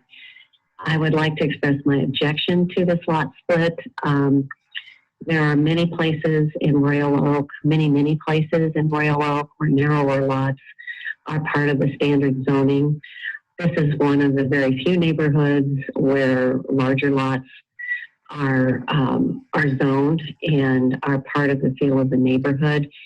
And I think to continue the diversity of housing choices in Royal Oak, the diversity of living experiences, eroding the minimum lot size in this neighborhood is can potentially damage the quality of life in the city and make fewer people choose it simply because ultimately this takes choices off the table.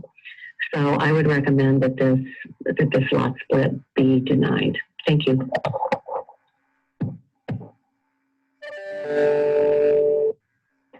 name is Amanda Como and I live on Amherst in Royal Oak. I'm calling to ask the board to not grant the lot split on variance case number 20-08-20, 4105 Highfield Drive. Essentially, we just, as a neighborhood, we just do not like what some of these builders are trying to do. We're just not really happy with it. The last home that was built across the street right from me looks more like a Sedona tap house than it does a home, and it took almost a year to sell it because it's so hideous. So we just ask that you just try to respect that the people who live here think our neighborhood's beautiful and would like to keep it that way. Thank you. My name is Amanda Como and I live on Amherst in Royal Oak.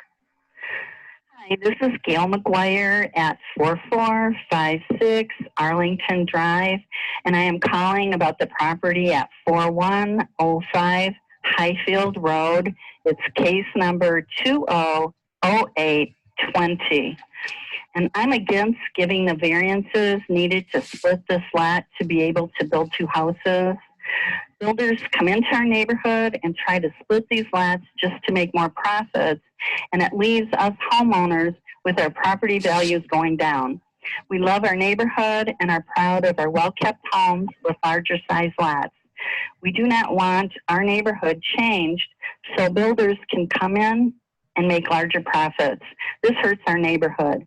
Please protect our neighborhood and the citizens that live here. Please say no to giving this builder these variances. Thank you very much. Hi, my name is Mary Ann Anderson.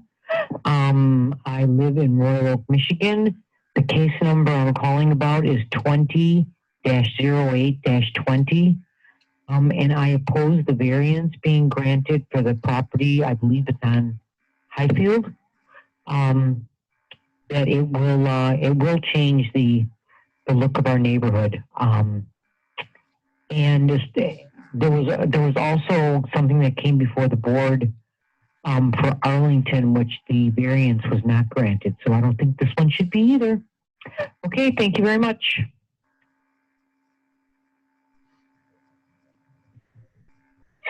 This is Doreen Murphy. I live at 4020 Parkview Drive.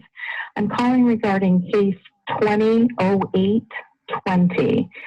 I'm calling to object to the variance to split the lot at 4105 Highfield, which is a few streets from where I live. I believe there is good reason for the guidelines that the city currently has, and putting two houses on that lot will result in a crowded, unattractive situation that won't blend with the neighborhood. We've seen this happen in other communities, and it is just not a good look. Also, I question why residents are only allowed to leave messages during this 3-hour window, which is during the work week. The messages are being recorded to be played back later. It doesn't seem like there is any reason that the comments couldn't have been collected over a 24-hour or 48-hour period. It seems like the only reason for the small window is to discourage public feedback. So I hope you will reconsider this practice. Thank you.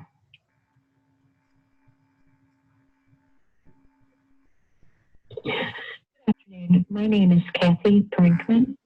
I'm calling regarding case number 20-08-20 regarding the variance request to split the lot at 4105 Highfield into two parcels.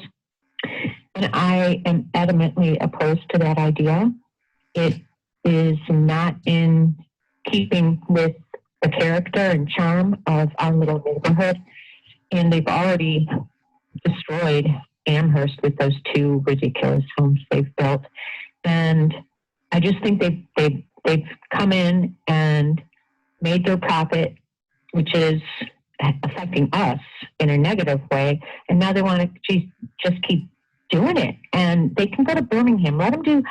Let us please keep the integrity of this neighborhood intact and do not allow them to split that lot. It would be an eyesore, and we have such a pretty little spot here, and it's a shame they tore the old one down with all those trees. It's been a vacant lot that we have to look at, overgrown with weeds and whatnot. I'd love to see a house built there, but not two.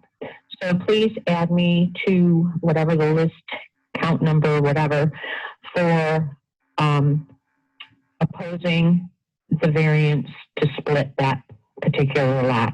I greatly appreciate you allowing us to voice our opinion. Have a great day. Bye. Good afternoon. My name is Kathy Brinkman.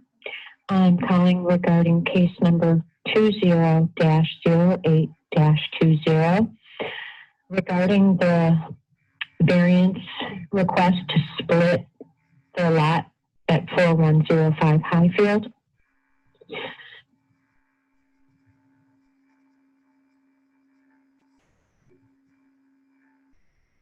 That concludes the public comment. I apologize. At the end, I was working on trying to get Joseph back into the meeting. He lost his internet connection, so he is trying to reconnect right now. But you have heard all of the public comment that was taken today in the 3 hours that we allowed. Thank you very much. And let's wait for Mr. Murphy to join the meeting here. I believe you can hear me. Yes. I can hear. We can't see you, but we can hear you. Yes, sir. All right. So there he is.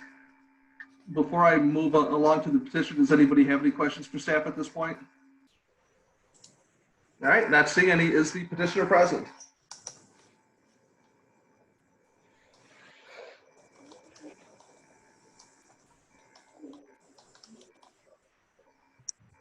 Mr. Murphy, would it be Mr. Frost who's part of this? All right. That's correct. That's correct. I don't know if he's having audio or video issues or what have you. We'll give him a second. Ah, there he is. Good evening, folks. Can you hear me?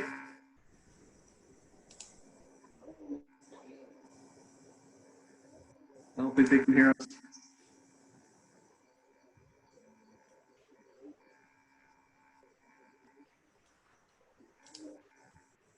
You have your volume up, you guys? 'Cause we're trying to bring you into the meeting to talk about this split, but doesn't seem you can hear us. Are you muted?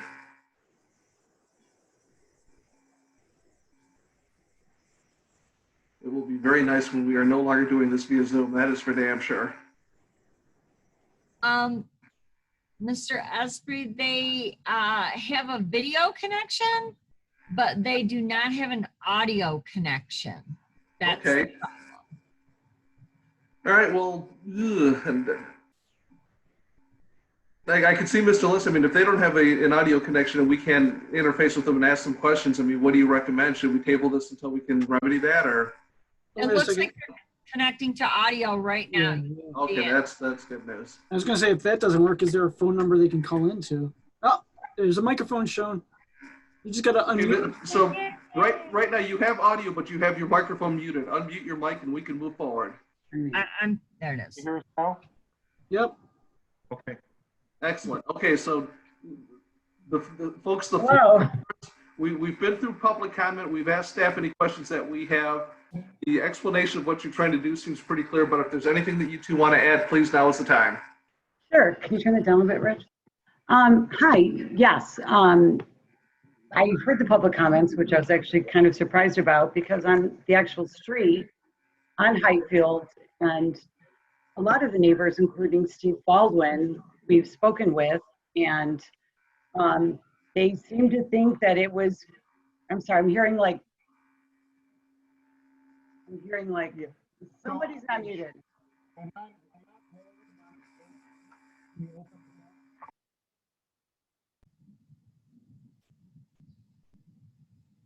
Hello? Can you hear us? Go ahead with what you were going to say. Oh, okay. You can hear us. Okay, great. So, hello. I think some of the comments made it sound like we're carpetbaggers from the north, but honestly, we are Royal Oak homeowners. I've lived in Royal Oak for 35 years. I own a business in Royal Oak. We were planning on building in the lot, as you know, and it became out of our reach for many reasons that I don't know that we want to go into here. But we have very nice plans for the two lots. Many of the homes that are right across the street from us are smaller than the lots we're talking about. We do not want to decimate the neighborhood. We want to do nothing but beautiful things for the neighborhood, because we aren't builders, we live in the neighborhood. Like, it's our home, like we live across the street. So, and we're keeping our other house. Does anybody have any questions for the petitioners at this point? And I'd like to turn it over to our counsel, John, to kind of fill you in on the rest of the information. Sure, absolutely.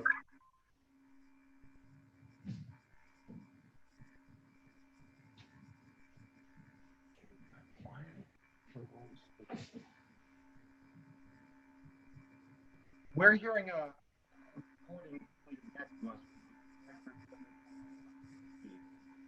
Is there some setting that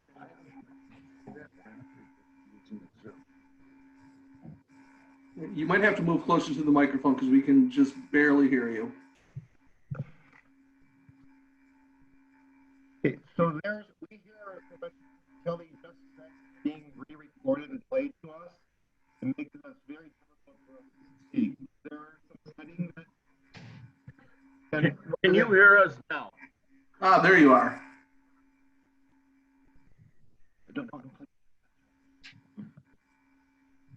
Can you hear us? Yes, sir, I can hear you.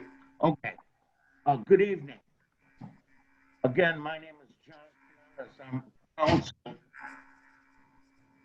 for Cosimo. I would like to begin by giving a little bit of history.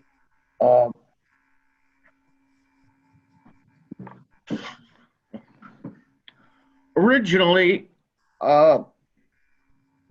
this property was 2 lots, and the original owner built his house in the middle of those 2 lots.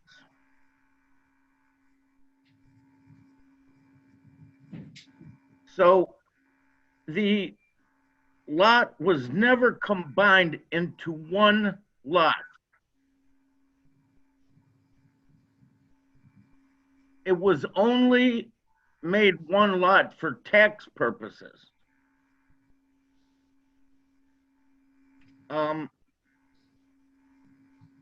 Boy, you know what? Everything I'm saying is coming back again. I don't know what's wrong here. We just don't have a good connection. Here. Well, I guess I'll defer to staff, or well, Mr. Murphy's not even there. Or Mr. Liss, are you there?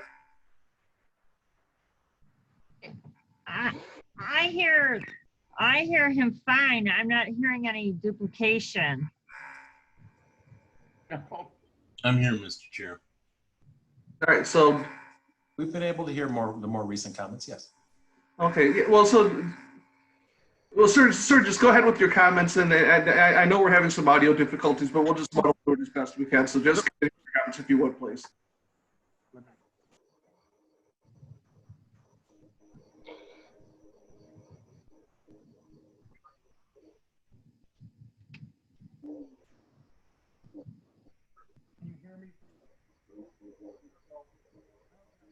Clyde, you're muted. Yeah, Mr. Curtis. Yeah, so I'm thinking we happen to be down a member. Would they like to table? There seems to be some difficulties here that seem to be hindering their ability to present their case. I don't know what can be done. Would they like to table? Well, so as Mr. Curtis is saying, because we are down a member, you still need to carry 5 affirmative votes in order for this lot split to be granted.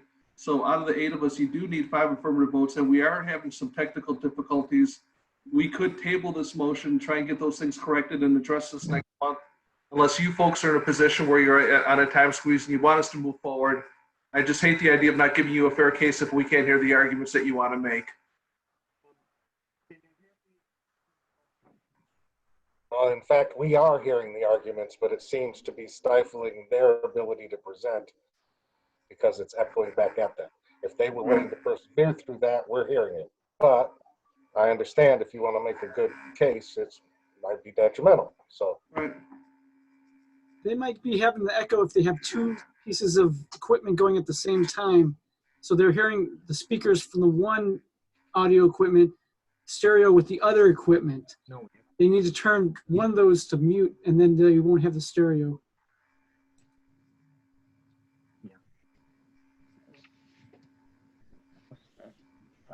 Yeah.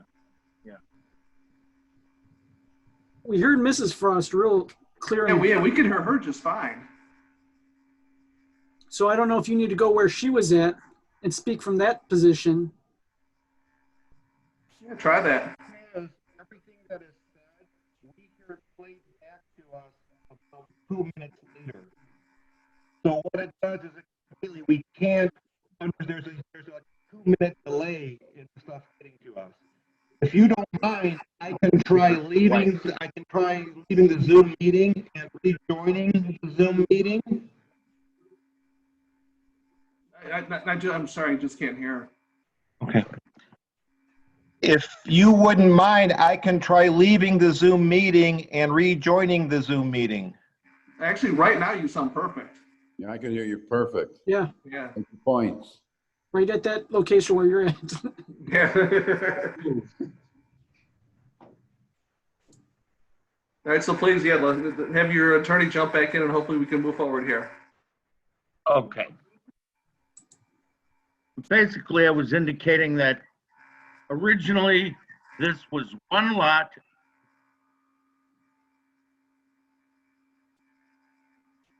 Hello? Yeah, we can hear you clear. Keep going. We got you. Yeah, you were fine.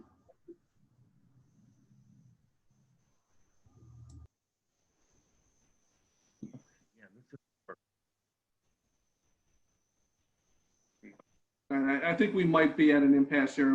Mr. Lister, Mr. Murphy, what do you guys think? It's up to the board. There's always the that, opportunity. to preserve the due process rights of the petitioner, that if the petitioner, because of technical reasons or the technical reasons on our side, that the board should consider an adjournment.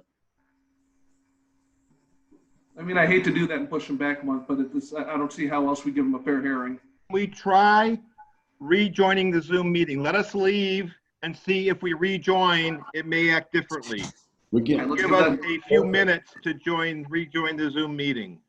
Okay, because right now we hear you perfectly, but Make the but it plays back to us exactly what we said plays back to us in about 2 minutes later. Okay.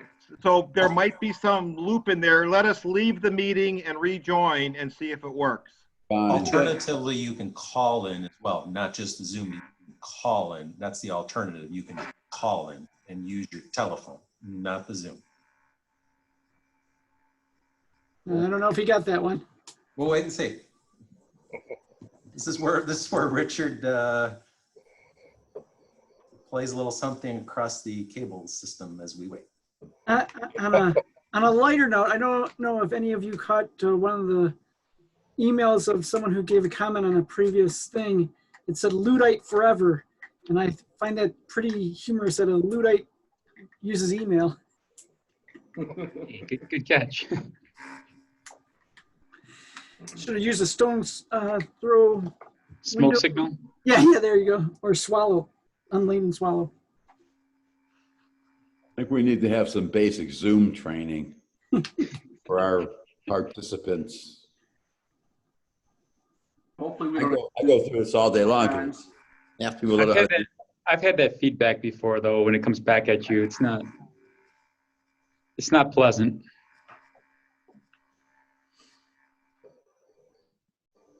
Let's doing it this way. Really, I think it sort of kills like the collaborative effort. Well, we certainly owe the petitioner a chance to be heard.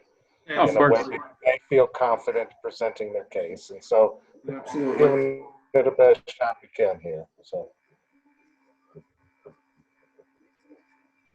They're in the waiting room, so I'm going to admit them again.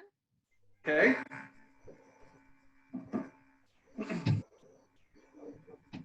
Let's hope second time's a charm.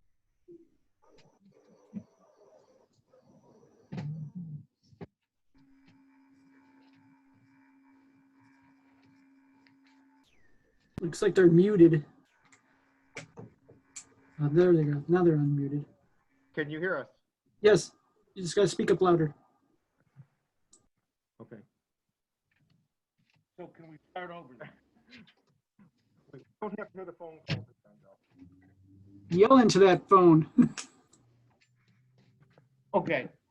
Again, my name is John Bernard. I wanted to start with a little history. Originally, this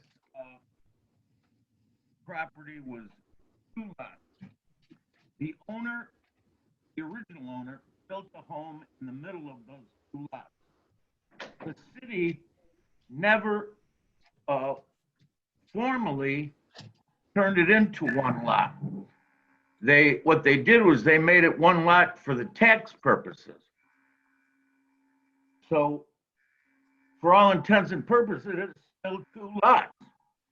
And those 2 lots conform totally with the neighborhood in size. If you take a look at your plot plan, you will see that's exactly the case on Highland Road there. Now my client met with the planning department on 2 occasions and was advised that he could split that what was referred to as 1 lot. So they went ahead and demolished the home as they were advised to do by the employees, and then they were denied the split. And it appears for a couple of them, it said that parcel P was 165 square feet short of the required 6,000 feet. And the second reason that parcel A is feet short from the required setback. And that was under P2. Thus, I'm not catching this whole presentation. Are you? I can't hear a word. all right, well then. All right, and well, and I think I'm just gonna make an executive decision that we recommend that we table this issue, and hopefully, Mr. Murphy, you're figure something out, and hopefully by next month we can remedy these technical issues. But it's hard to make a decision when we can't hear their arguments. Also, if they're claiming someone from the city told them something, it'd be nice to see that proof of it other than just hearsay. All right, Paul, you're muted. Yeah, I don't want to start into a discussion about something when we haven't had a chance to let them present their case in a meaningful way. I just think it's entirely inappropriate for us. All right, so let me end the discussion entirely right there, and just get a, I can't see Mr. List, but I can see Mr. Murphy. Are you guys both okay if I ask one of the board members to table this till next month? Yes, that's appropriate. Yes. I'll make a motion to table this. Okay, so we have a motion from Mr. Kroll. We have a second from Mr. Ofac. Is there any discussion on this motion? And I will go ahead and call for the roll call vote. I vote yes. Mr. Ofac? Yes. Mr. Curtis? Yes. Ms. Zukin? Yes. Ms. Robinson? Yes. Mr. Gavin? Yes. Mr. Klatt? Yes. And Mr. Kroll? Yes. All right, so we will table that until next month. I have to keep going back to my sheet because every time I look at the screen, you guys have all been jumbled up, and I have to lose my count. So, all right. So with that being done, hopefully we will see those petitioners next month, and we can get this thing remedied. And I'm going to move us along to other business where we are. I'll turn it over to Mr. Murphy, and we can discuss a possible joint meeting between this body and the Planning Commission. Yes, the Planning Commission made a motion at their meeting in July to request that the board's presence at a joint meeting that would be hosted by the Planning Commission. And the appropriate step now would be to determine if the Zoning Board of Appeals is willing to have a joint session and then to provide the Planning Commission with a recommendation via motion of some, I don't even need a motion, some suggested dates that would work. In the chat room, the Zoom chat room, I got bounced out of the meeting and I had to be brought back in, but there were some dates, available dates posted. Are board members able to still see those in the little sidebar over here? I couldn't find them. No. Carol, you were kind of... I'll put them in the chat room again. I can list for you. They are Tuesday, September 15th, Thursday, September 17th, Monday, September 21st, Thursday, September 24th, and Wednesday, September 30th. I can't do the 17th. I can't do the 24th. Is there an agenda for this? I was going to ask the same thing. Is there a reason we're meeting? I can't do the 21st. Well, No, I not can yet. see the meeting to discuss the things like the large lot and garages and stuff like that that we don't want to always have come before us. I know what we'd like to do, but they're calling the meeting. What's their agenda? The Planning Commission did not highlight specific topics. We'll leave it. Plus, it's quite frankly very commonplace in other cities. Yeah. Their boards collaborate at least once a year just so they can bounce ideas off each other. They throw things at us that we have to deal with, and we look at things that maybe they could change the ordinance so that we could do a better job for the residents. I think it's just a good idea. We should be meeting with them once a year as far as I'm concerned. Oh, I totally agree. I I totally agree. think we tried to do this before, but for some reason. There was no specific topic. Staff can try and develop a framework that the body can work within, but okay, so discussion.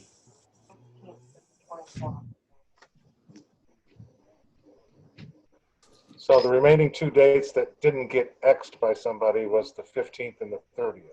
Correct. Available both. I can do either one. I'm good. I'm not available the 15th. So there it is. 30th it is. 30th? 30th.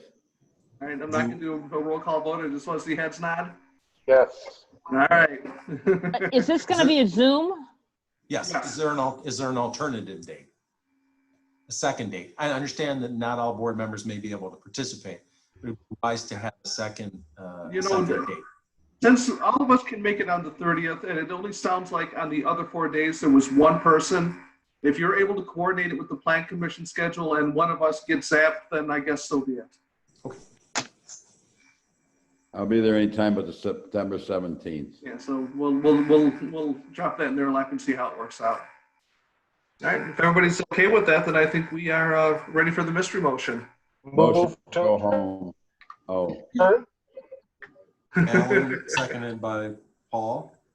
All right. All those in favor signify by saying aye. Aye. Aye. That is our official roll call vote for the end of the night. Bye. Good night, everybody. Yeah. Thanks. Good night, guys. Thank you. Bye. Have a good one.